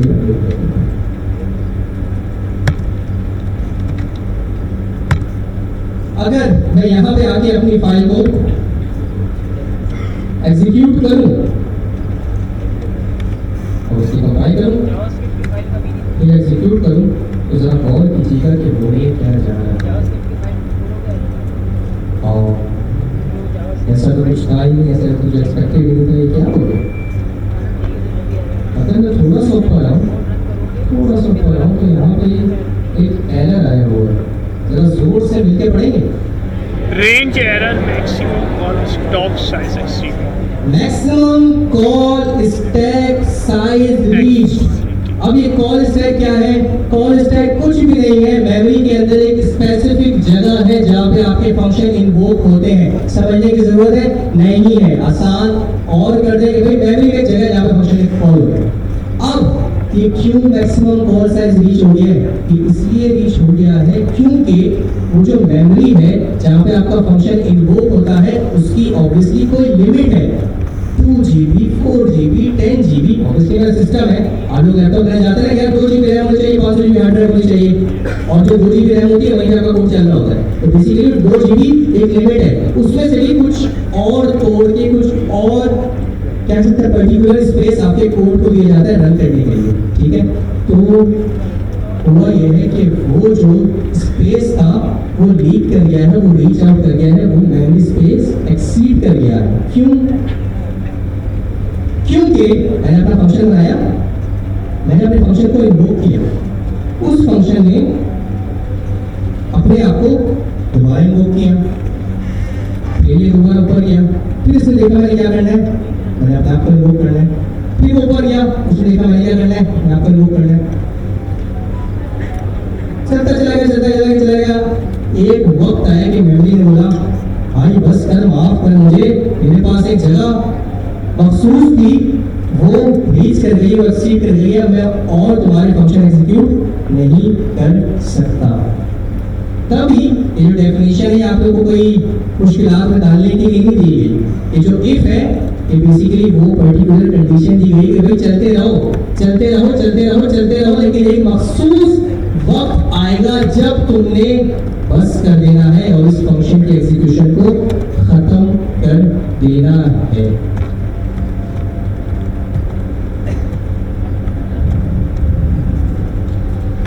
समझ आया? पीछे वालों समझ आया? मैंने आप लोग को आगे बताना छोड़ दिया है, क्यों? क्योंकि गेस्ट आते हैं तो आपको उठा के वापस पीछे या फिर एडजस्ट किया जाता है, मुझे अच्छा नहीं लगता। लेकिन अगेन आप लोग की जो अटेंशन है वो अभी भी उसी तरीके से दरकार है और आपने अच्छी इंटेंशंस के साथ भी बैठना है। सो एनीवे, रिकर्सिव फंक्शन कुछ भी नहीं है, वो फंक्शन जो अपने आप को कॉल, अभी यार लेकिन मैंने आपके बाद में बिल्कुल सुनो, ठीक?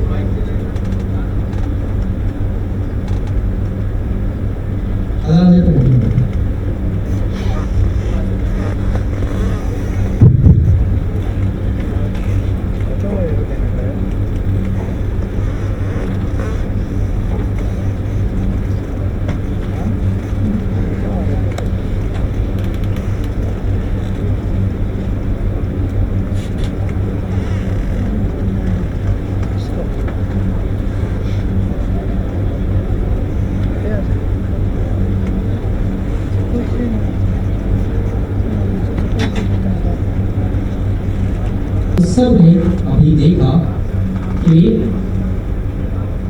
Maximum call stack size reach, और उसको हमने बहुत आसान से समझा। मतलब अगर आप नॉन टेक्निकल गए तो आपको पता ही है यार कि मेमोरी एक चीज होती है और एक चीज रैम होती है।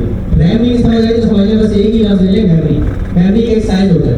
आप यही बोलते हैं मेरी मेमोरी है, कोई पूछे कितनी मेमोरी है, बोले अल्लाह तुम्हारी सोच है, कभी खत्म नहीं होगी। ऑब्वियसली आप बता दें 2 GB 4 GB 5 GB ऐसे गोस फॉर मोबाइल 4 GB के 5 GB के, तो ऑब्वियसली जो प्रोग्राम रन हो रहे होते हैं वो उस मेमोरी में से कुछ ना कुछ चीज़ें कुछ ना कुछ कंज्यूम कर रहे होते हैं और उसके ऊपर रन हो रहे होते हैं, ठीक है। तो आपकी जो 4 GB 2 GB थी उसमें से आपके प्रोग्राम ने कुछ रैम ली या कुछ मेमोरी ली, उसके ऊपर वो रन हुआ। लेकिन हुआ ये कि जो रिकर्सिव फंक्शन था ये लूप में फंस गया, आइट्रेशन में फंस गया। इसको पता ही नहीं था कि कब मैंने रुकना है। क्यों? क्योंकि अगर आप यहाँ पे देखें, मैंने लाइन नंबर 5 के अंदर इस फंक्शन को इन्वोक किया है, बुलाया है, कॉल किया है, और ये जैसी फंक्शन यहाँ पे जाएगा तो बोलेगा अच्छा मेमोरी के अंदर एक फंक्शन बना है, मैंने यहाँ पे आना है, उसको चलाना, इसको चलाएगा और इसके अंदर हो क्या है, कुछ नहीं हो रहा है। यही फंक्शन दोबारा कॉल हो रहा है और तब वो दोबारा रेफर करेगा अपने दोबारा फंक्शन को और फिर देखेगा मैंने करना क्या है, कुछ नहीं करना, मैंने अपने आप को इन्वोक करना है। तो ये अपने आप को कॉल करते करते करते करते करते एक लूप में फंस जाएगा। इस तरह आपने बताया कि इनफाइनाइट लेवल पे एग्जीक्यूट होने लग जाएगा और एक टाइम आएगा कि आपकी जल्दी से भाई देखो एक घंटी है,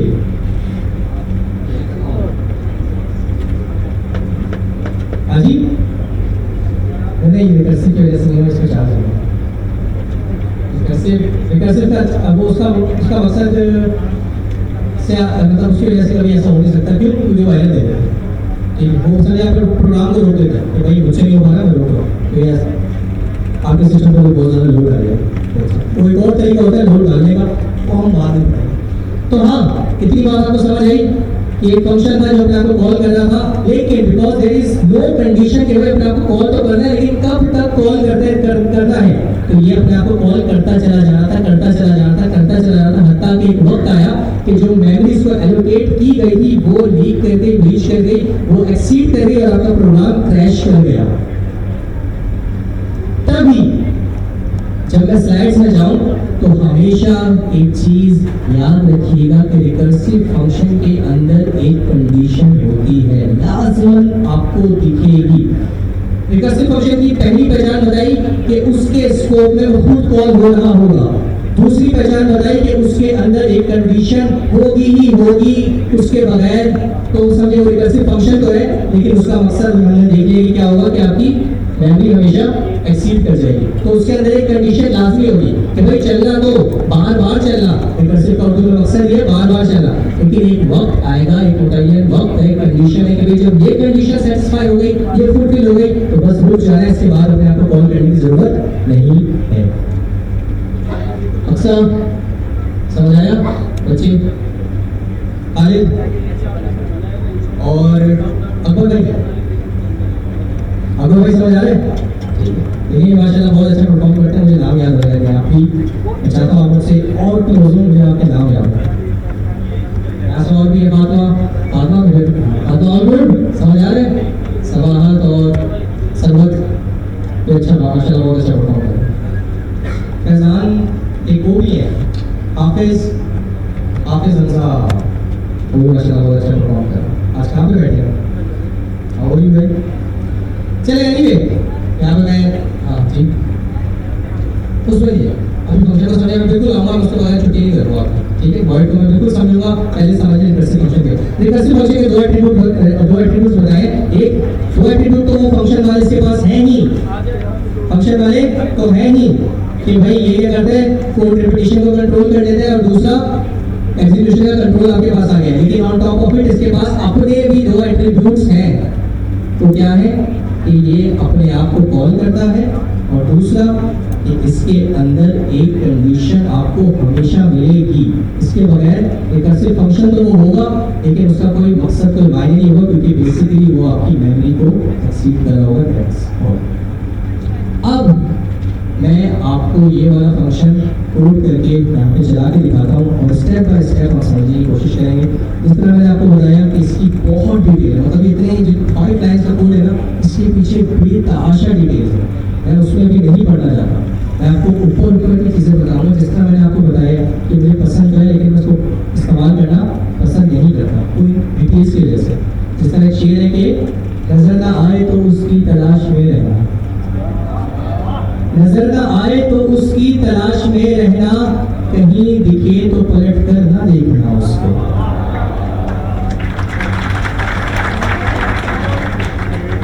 ये उसी तरह है, वैसे मैं इसकी तलाश में रहता हूँ, मैं दिख जाता है तो दिमाग होता हूँ, हम किसी और तरीके से काम करेंगे। मेरे अपने शेर नहीं होते, लेकिन मेरे इर्द गिर्द काफी ऐसे होते। एनीवे मैं ये जल्दी से वाला कोड करता हूँ, और इसका नाम विंडो सेव रखता हूँ ताकि आपको कोई कंफ्यूजन ना हो। यहाँ पे लिख देता हूँ काउंट डाउन, और जिस तरह आप स्टेप बाय स्टेप देखें तो उसमें एक कंडीशन है। अब आप लोग को समझाने का मैंने इस तरह एग्जीक्यूट करने का मकसद ये आपको पता चले इफ क्यों है भाई इसके अंदर, बाकी फंक्शन के अंदर इफ था, इसके अंदर इफ क्यों है, और आप लोग को क्लियर होगा बात कि भाई ये इफ बेसिकली वो कंडीशन होगी जहां पर मैं अपने फंक्शन के एग्जीक्यूशन को स्टॉप करूंगा, रोकूंगा, बंद करूंगा, इसलिए ये बात। तो जल्दी से पहले तो मदद देता हूँ उसकी, और फिर यहाँ से हम देखते हैं कि भाई यहाँ पे मैंने एक नंबर एक्सपेक्ट कर लिया, it's going to be of type number. अच्छा है, नंबर कंफ्यूज होंगे आप लोग, इसलिए मैं इसको बोल देता हूँ कुछ और, लेट्स से नम, और यहाँ पे बोल देता हूँ भाई num is going to be less than और इक्वल टू 0। तब तक आपने क्या करना है, कंसोल डॉट लॉग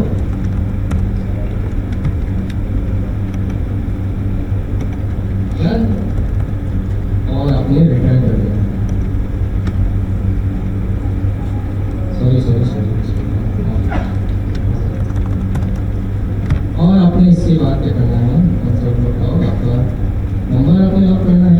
से कुछ नहीं करना, अपने अपने फंक्शन को इधर ही काउंटडाउन में, ठीक है भाई। एग्जाम्पल दी, मैंने सेम कॉपी कर ली, सॉरी यार I am so sorry, I am using linking की एक टेक्निक होती है। ये बेसिकली अगर मैं आपको दिखाऊं, बताना चाहूँ तो ये ऐसे ही लिखा, ये ऐसे ही लिखा और मैंने लिंकिंग यूज़ की है इसको, सुने इसको, ये आप देखते हैं लेस देन का साइन उसके नीचे थोड़ा सा वो दिख रहा है, तो बेसिकली वही है, लेस देन इक्वल टू ही है, सही, तो कोई नई चीज़ नहीं। वॉइड मैंने खुद नहीं लगाया, मैं लगाऊंगा, इसको आपने छोड़ना नहीं है, ना मैं छोड़ूंगा, बस अभी फंक्शन समझे, वॉइड वो समझे रिकर्सिव फंक्शन से कोई लेना देना नहीं है, वही गलत चीज़। और काउंट डाउन, क्योंकि मेरा काउंट डाउन एक नंबर एक्सपेक्ट करता है, तभी ये चीज़ हम पढ़ चुके हैं कि जब तक मैं वो पैरामीटर एज एन आर्गुमेंट इस फंक्शन के पास नहीं करता, तो थ्रो एंड एरर। तो मैं कोई भी नंबर पास कर देता हूँ, let's keep it simple, very good 5, और अब मैं इसको एग्जीक्यूट करता हूँ राइट अवे, उसके बाद हम इसको स्टेप बाय स्टेप समझेंगे बड़ी तसल्ली से, इत्मीनान से और सुकून से।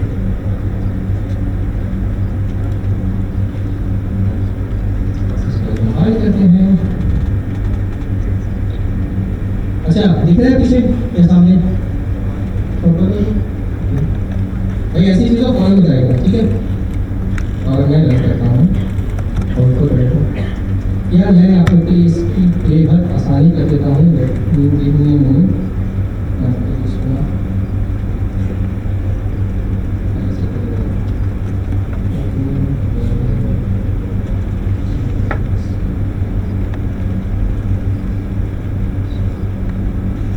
तो अभी उधर उनके पास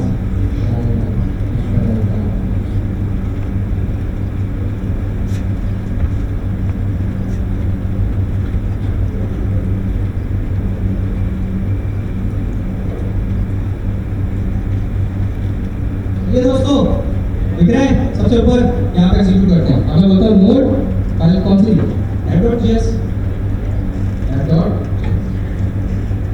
5 4 3 2 1 डन।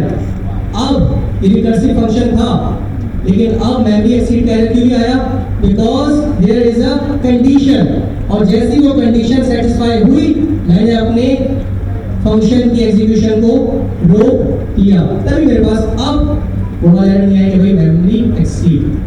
अब इसको बहुत तसल्ली से समझते हैं, मेरे साथ रहिएगा, स्टे कनेक्टेड और कोशिश करते हैं। भाई हमने एक फंक्शन बनाया जो कि एक पैरामीटर एक्सपेक्ट कर रहा था ऑफ टाइप नंबर, ऐसा ही है, ठीक है। उसके बाद क्योंकि मुझे पता है कि ये एक रिकर्सिव फंक्शन बनने जा रहा है, मुझे पता है इस फंक्शन के अंदर मैंने इसको ही कॉल करना है, अगर मैं कोई कंडीशन नहीं दूंगा तो ये चलता चला जाएगा, चलता चला जाएगा, चलता चला जाएगा, और एक वक्त आएगा कि मेरी एप्लीकेशन क्रैश कर जाएगी।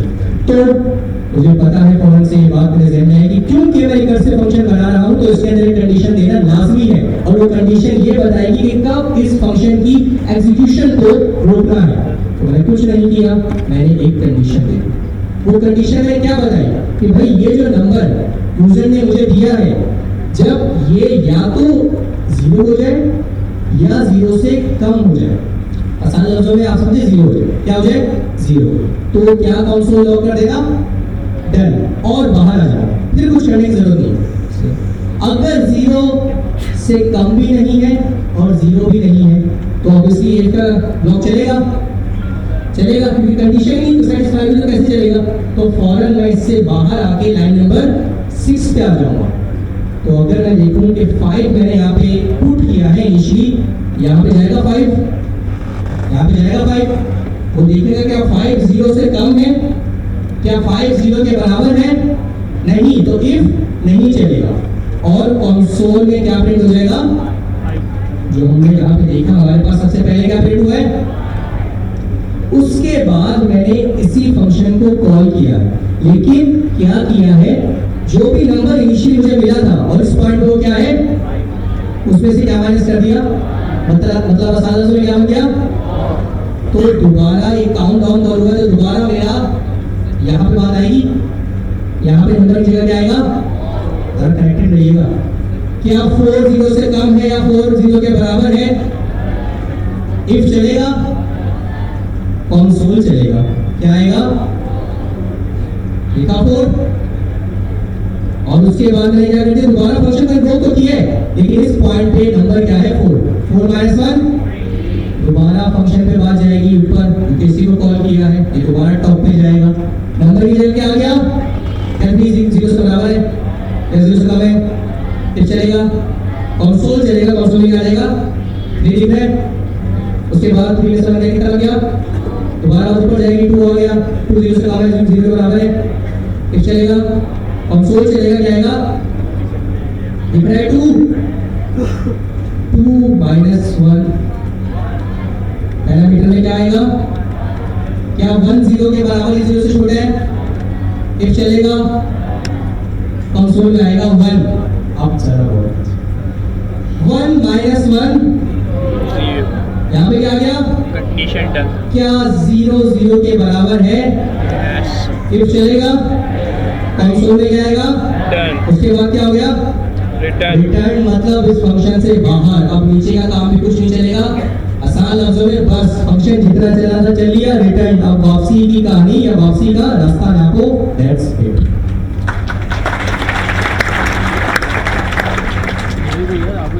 वो तो बाकी कंडीशन है, मैं कभी उस बहस में नहीं पड़ता। इस ब्लॉक के अंदर आपने जो करना है, मैं उसमें बिल्कुल भी इंटरेस्टेड नहीं हूँ।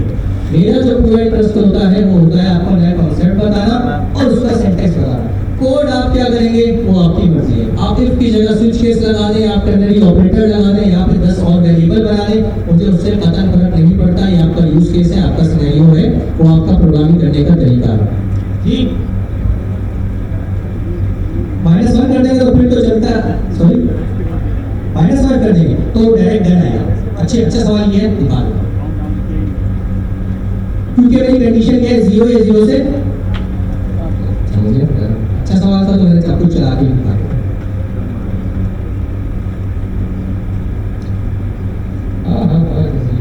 BSc dot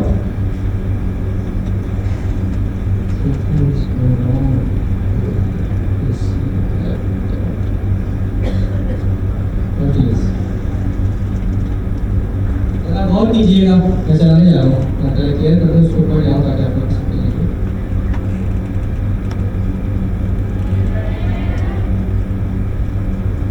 हो जाता है कभी कभी, मुझे भी भूख लगती है आगे चलाना। मैं चला रहा हूँ, पैरामीटर मैंने क्या पास किया है, डन। क्यों, सिंपल है, यहाँ पे -5 दिया, यहाँ पे -5 दिया, क्या 5 -5 0 से कम या बराबर है, बराबर तो नहीं लेकिन कम है, तो बस आगे चलने का कोई मकसद नहीं है। फॉरन डन बोला और रिटर्न मतलब वापसी का रास्ता नापो, मैं आगे नहीं जाना चाहता। अब इसके बाद में इसके अंदर आपको कोई चेंज करके नहीं दिखाऊंगा, क्योंकि ये आप लोग की क्या है ख्वाहिशात है ननी ननी, जो आप खुद पूरी करें, मैं नहीं करूँगा। अच्छा मैम, बहुत अच्छा सवाल है। ये रिटर्न क्या है भाई, रिटर्न आपको फंक्शन का जहाँ भी दिख रहा है ना, बेसिकली वो ओवरऑल फंक्शन को रिटर्न करना, मतलब वो बोलते आगे चलने नहीं, भले अगर रिटर्न यहाँ पे है तो भी, और अगर किसी कंडीशन के अंदर है तो भी। अगर मैं यहाँ पे रिटर्न बोल रहा हूँ ना तो आप ये बोलिए भाई इफ से बाहर डालूंगा, फंक्शन से बाहर क्यों मारूंगी, नीचे का तो चलाऊंगा। अच्छा सवाल है, आप लोग भी समझा कि भाई ये जो रिटर्न है माना फंक्शन के अंदर है, लेकिन इसका जो फर्स्ट पैरेंट है वो तो ये वाला ब्लॉक है ना, ये वाली कर्ली ब्रेसेस है, इफ का रिटर्न नहीं है, लेकिन फंक्शन के अंदर इस तरह वर्क करता है, उसकी नेचर है। रिटर्न मतलब ओवरऑल फंक्शन से रिटर्न, वो तो ऐसी नहीं है, वो यूज केस आप करना चाहते हैं।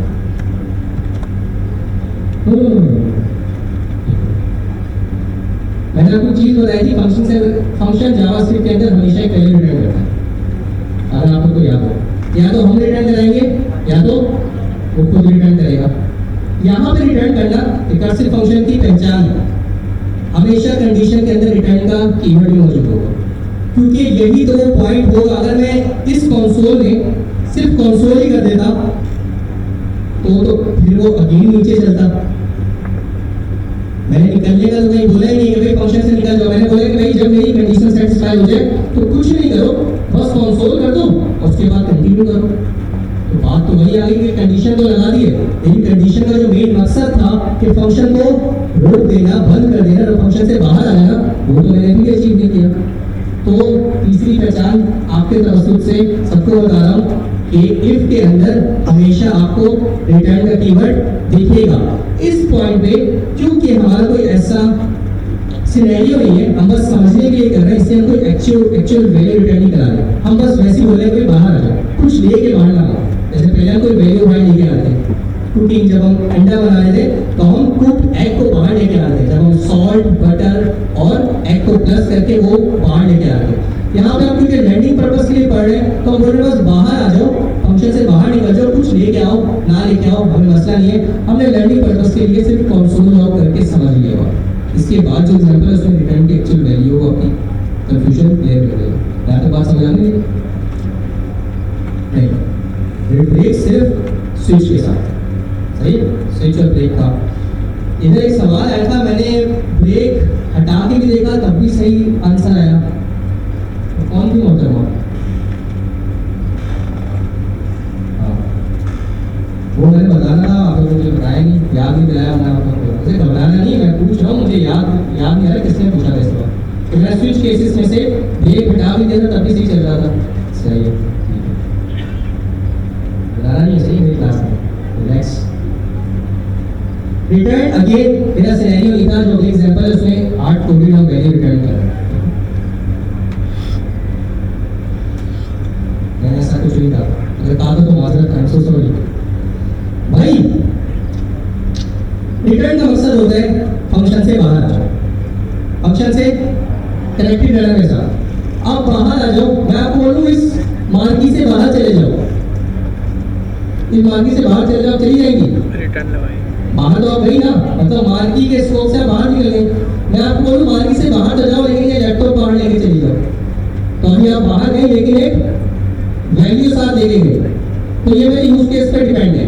भाई मैं आपको बोलता हूँ, आपको यूज केस समझाने आ नहीं बैठा, आप अगर एक साल बाद प्रोग्रामिंग कर रहे होंगे तो आप मुझे क्या बता के करेंगे क्या इस पॉइंट पे वेरिएबल बना दूं, क्या इस पॉइंट पे फंक्शन बना दूं? नहीं, उससे आपके पास कॉन्सेप्ट है, उससे आपके पास सिंटैक्स है। तो अगेन यहाँ पे क्योंकि मेरा कोई सिनेरियो नहीं था कि रिटर्न बाहर निकलना मकसद था, कोई वैल्यू लेके बाहर निकलना मकसद नहीं था। जब ऐसा सिनेरियो हो कि भाई बाहर तो जाओ लेकिन लैपटॉप बाहर लेके जाओ साथ, तब आप ऑब्वियसली वाला काम करेंगे कि हाँ भाई बाहर जाओ लेकिन ये वैल्यू साथ देते हुए चले जाओ। तो ये आपके सिनेरियो या आपकी यूज केस पे डिपेंड करता है, और ऐसे करोड़ों हजारों सिनेरियो हैं, वो आप बताएंगे जब आप काम कर रहे हो। ये बच्चे सही है?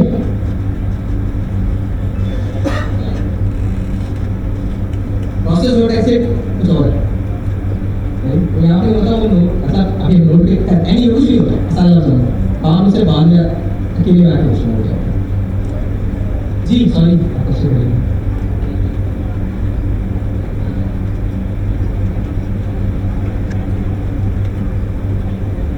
अच्छा, बहुत अच्छा सवाल है। प्रोग्राम जब आप अक्सर एग्जीक्यूट करते हैं तो बल्कि मैं अभी आप ऐसे कैसे फंस गए? ऐसे अभी तो मैंने वो चीज़ पढ़ी नहीं है, लूप में पढ़े, इसमें नहीं होगा, इसमें आपको एरर हो जाएगा कि मेमोरी एक्सीडेड, जैसे मेरे पास आया था, मैंने चलाया था तो मैंने फंसा नहीं डाला, उसने हार्ड कोडेड मेरा प्रोग्राम क्रैश कर दिया, एप्लीकेशन क्रैश कर दिया कि भाई मैं नहीं चला सकता, ये एरर है, ये पढ़ लो और अपने प्रोग्राम को एडजस्ट कर लो। और मैंने क्या था, maximum call stack size reach. यहाँ तक जितना पढ़ाया है, अपने जो सवाल है वो मैं आपके दूंगा, जितना मैंने पढ़ाया है समझाया है उतना क्लियर एंड करो please, I want your feedback. सवाल एक मिनट, सवाल नहीं बस इतना समझे। Yes, now question time, QA section. तो तो फिर कभी कुछ चले नहीं, आप दोबारा कॉल करने से पहले आप बोले आप रिटर्न कर लो, तो आप समझे क्या आपको बात ही नहीं आई कभी, पहली बार चले यहीं पे रिटर्न कर देंगे, तो वो ये रिकर्सिव फंक्शन बना ही नहीं कभी, ये खुद को कॉल ही नहीं कर रहा कि मैं उसको बोल रहा हूँ कि भाई नीचे में लिख तो दिया है लेकिन वो उस तक कभी पहुँचेगा ही नहीं, इसी लाइन से मेरा फंक्शन बाहर आ जाएगा।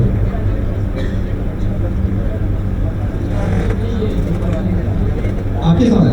चलो भाई अब्दुल्ला भाई के जोरदार तालियां, इनके सवाल है कुछ आसान पूछना। अच्छा, इस लाइन में ये जो कंसोल लगा है, ये अगर हम डिलीट कर दें स्पेस जो है वो मिलाने को टाइमिंग मारने, तो क्या ये मेरा कंसोल चलेगा या नहीं चलेगा? सर आप मुझसे करवाएं, आप क्या कहना चाह रहे हैं? ये 6 लाइन का आप ये स्पेस जो है डिलीट कर दें। कर दिया आपने कंसोल डिलीट कर दिया, सिर्फ स्पेस डिलीट करनी तो इंटेंट दिस जी नहीं सर, इसके बाद क्या है दिस जी। अच्छा, मेरे दोस्तों मेरे भाइयों मुझे पता है आप कंप्यूटर साइंस के बैकग्राउंड से नहीं आए, लेकिन मैं आप लोगों के लिए बहुत क्लियर कर देता हूँ। ये जो फॉर्मेटिंग होती है कि भाई 2 स्पेसेस आगे हैं या फिर लाइन के बाद इस तरह आपके पास ये तमाम हाईलाइटिंग चल रही होती है, हमारे लिए होता है। कंप्यूटर को उससे कुछ लेना देना नहीं है। कंप्यूटर बोलता है भाई तुम एक ही लाइन में सब लिख के भेजो, मैं तभी समझ जाऊंगा आपने क्या बोला। That's it. मैं अगर ऐसे भी को कर दूं, बात नहीं समझ गया मैं क्या कहना चाह रहा हूँ। ये कंप्यूटर के लिए कोई वैल्यू ना गिरा रहे हैं या बढ़ा रहे हैं, लेकिन हम ऐसे कर दूं तो ये मेरे लिए आसानी कर रहा है कि मैं या कोई और डेवलपर इसको आगे देखे तो उसको आसानी होगी समझने में। तो मेरा कोड तब भी चलेगा, फॉर्मेट से आपके कोड के एग्जीक्यूशन का कोई ताल्लुक नहीं है। ये जब आप कंपाइलर पढ़ते हैं कंप्यूटर साइंस में तो सबसे पहले आपको चीज बताई जाती है, लेकिन स्टिल क्योंकि हम कंप्यूटर साइंस बैकग्राउंड से नहीं है तो अच्छा क्वेश्चन था और मैंने आई गेस आपको आंसर कर दिया। अच्छा, दूसरा क्वेश्चन ये था कि फॉर लूप में भी हम यही लूप चला रहे थे जैसे आपने लूप चलाया था जो आगे ये स्टूडेंट नहीं स्टूडेंट था, तो ये इसका क्या फायदा होगा हमें? फॉर लूप किसने पढ़ा इस क्लास में? हमने पढ़ा ही नहीं है, आपने पढ़ा है। तो मैं आपसे मुखातिब होकर, जिस स्टूडेंट ने बोला है मैं आपसे मुखातिब होकर बात कर रहा हूँ जहाँ पे भी है कि जो काम आप रिकर्सिव फंक्शन से कर सकते हैं वो आप लूप से भी कर सकते हैं। ये दोनों एक दूसरे के काउंटर पार्ट हैं, जो आप उससे कर सकते हैं वो आप इससे भी कर सकते हैं। लेकिन दूसरी क्लास के लिए ये आंसर नहीं है, आपको इसको कोई इंटरेस्ट नहीं लेना चाहिए। हाँ वर्ड पे आता हूँ।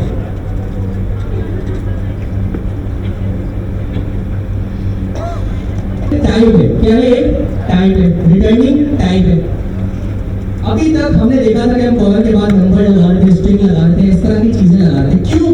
क्योंकि हमारा फंक्शन वो टाइप रिटर्न कर रहा था। एक्ट के अंदर जब हमने नंबर लगाया था तो हमारा फंक्शन नंबर रिटर्न कर रहा था। या कोई और फॉर एग्जांपल हम हेलो रिटर्न कर रहे होते तो हम फंक्शन की रिटर्न टाइप क्या बताते? स्ट्रिंग। यहाँ पे आप देख सकते हैं हम कोई वैल्यू रिटर्न नहीं कर रहे, रिटर्न तो कर रहे हैं, जा तो रहे हैं, लेकिन कोई वैल्यू लेके नहीं जा रहे। तो जब ऐसा कोई सिनेरियो हो तो आप वॉइड बोलते हैं। वॉइड मतलब लैक ऑफ रिटर्निंग वैल्यू, मतलब कोई वैल्यू को समझ आ रहा है ना? तो रिटर्न नहीं होगा, लैक ऑफ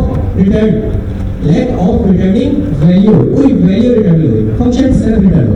तो ये वॉइड का मतलब ये है कि लैक ऑफ रिटर्निंग वैल्यू। जब आपका फंक्शन कुछ रिटर्न नहीं कर रहा होगा तो आप इसीलिए यहाँ पे वॉइड लगाते हैं। दैट्स इट, छोटी सी बात है।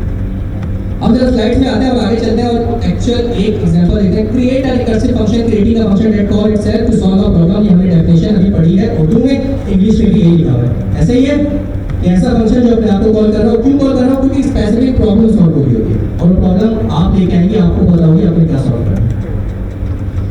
एक रियल लाइफ सिनेरियो है फैक्टोरियल। किसने मैथ्स के अंदर फैक्टोरियल पढ़ा है? सबने पढ़ा है लेकिन भूल गए होंगे क्योंकि आप लोग मेरे भाई हैं। मैथ्स ना मुझे पसंद, आपको पसंद। फैक्टोरियल क्या होता है भाई? फैक्टोरियल कुछ भी नहीं होता। फॉर एग्जांपल मैं बोलता हूँ कि यार 5 का फैक्टोरियल निकालो, 5 का तो और ये इतना कुछ तरह है, एक्सप्लेनेशन का मार्क होता है, ठीक है? तो इसका मतलब कुछ नहीं होगा, जो भी इससे नीचे की वैल्यू है उनसे मल्टीप्लाई करते हुए 1 तक चले जाओ। फॉर एग्जांपल मैंने बोला 5 का फैक्टोरियल इक्वल टू क्या है? 5 multiply by 4 multiply by 3 multiply by 2 multiply by 1 बस। अगर 6 का फैक्टोरियल बोला होगा तो 6 multiply by 5 multiply 4 multiply 2 multiply, ठीक है? सेम दोस्तों जितने भी अपने नंबर आए समझ आ गई? फैक्टोरियल क्या होता है? बोलो भाई, फैक्टोरियल ये होता है अपने से छोटे नंबरों से मल्टीप्लाई होते हुए चलते चले जाओ कब तक? जब तक 1 ना आ जाए। क्योंकि ऑब्वियसली अगर 0 आ गया तो फिर तो नंबर कुछ भी हो, 0 से कुछ भी मल्टीप्लाई हो गया हो जाता है 0, इसलिए 1 तक आ रहा है। तो ये आपने खुद लिख लिया, ये मैं आपको नहीं करवा रहा। जो मैंने आपको चीजें बताई है उसमें से आपको इसमें कुछ गलत दिख रहा है तो मुझे बता दें। अब रिटर्न में क्या है? नंबर, क्योंकि क्या रिटर्न हो रहा है? वैल्यू रिटर्न हो रही है। इफ दिख रहा है फंक्शन अपने आप को कॉल कर रहे हैं, कोई भी बात छोटी साबित हो रही है यहाँ पे, जो चीजें बताई दिख रही है।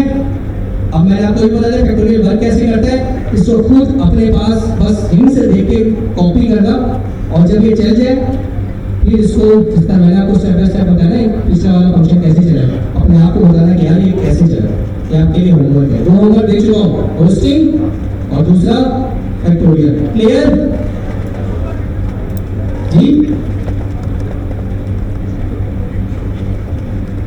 ये बहुत कॉम्प्लेक्स चीजें मैंने समझाया है, या आपको लगता है जब तभी मैंने इसको होमवर्क किया है, अपने तौर पर इसको समझने की कोशिश कीजिए। अमजद ये क्या नाम है? नहीं, ये किसी को नहीं पता, ये घर से करके आएंगे, इनमें से मैं किसी को पकड़ूंगा अगली क्लास में और वो मुझे बताएगा what's going on over here. ठीक है, तो भाई घबराओ नहीं, आपके पास 7 दिन है, सही है? तो मैं आप लोगों के साथ कोई जुल्म नहीं कर रहा, आप लोगों को 7 दिन मिले हैं, ये इतना सा कोड बस एग्जीक्यूट करना है जिसके मैंने हर एक पीस बता दिया कि कैसे वर्क करता है। आपने बस इसको स्टेप बाय स्टेप खुद ट्राई रन करके देखना है, बिहाइंड द सीन क्या हो रहा है वो पता करना है, और मैं आप लोग कोई जुल्म नहीं कर रहा, सही है भाई? अब क्योंकि जैसा मैंने आपको बताया था कि फैक्टोरियल और फैक्टोरियल रिकर्सिव फंक्शन बहुत कॉम्प्लेक्स टॉपिक है, ठीक है, बहुत कॉम्प्लेक्स टॉपिक है। अभी भी हमारे पास अगर फैक्टोरियल सॉरी रिकर्सिव का कोई प्रोग्रामर कोई प्रोग्राम करके हमें देता है कि यार ये देखें सही किया कि नहीं किया, तो हमें कुछ टाइम स्पेंड करना पड़ता है, उसको देखना पड़ता है।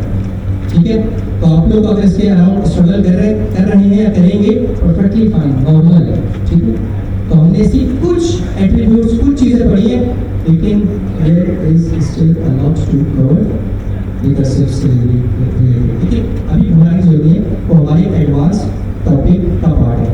तो यहाँ पे भी एक शेर याद आया मुझे, वो अफसाना जिसे अंजाम तक लाना ना हो मुमकिन, वो अफसाना जिसे अंजाम तक लाना ना हो मुमकिन,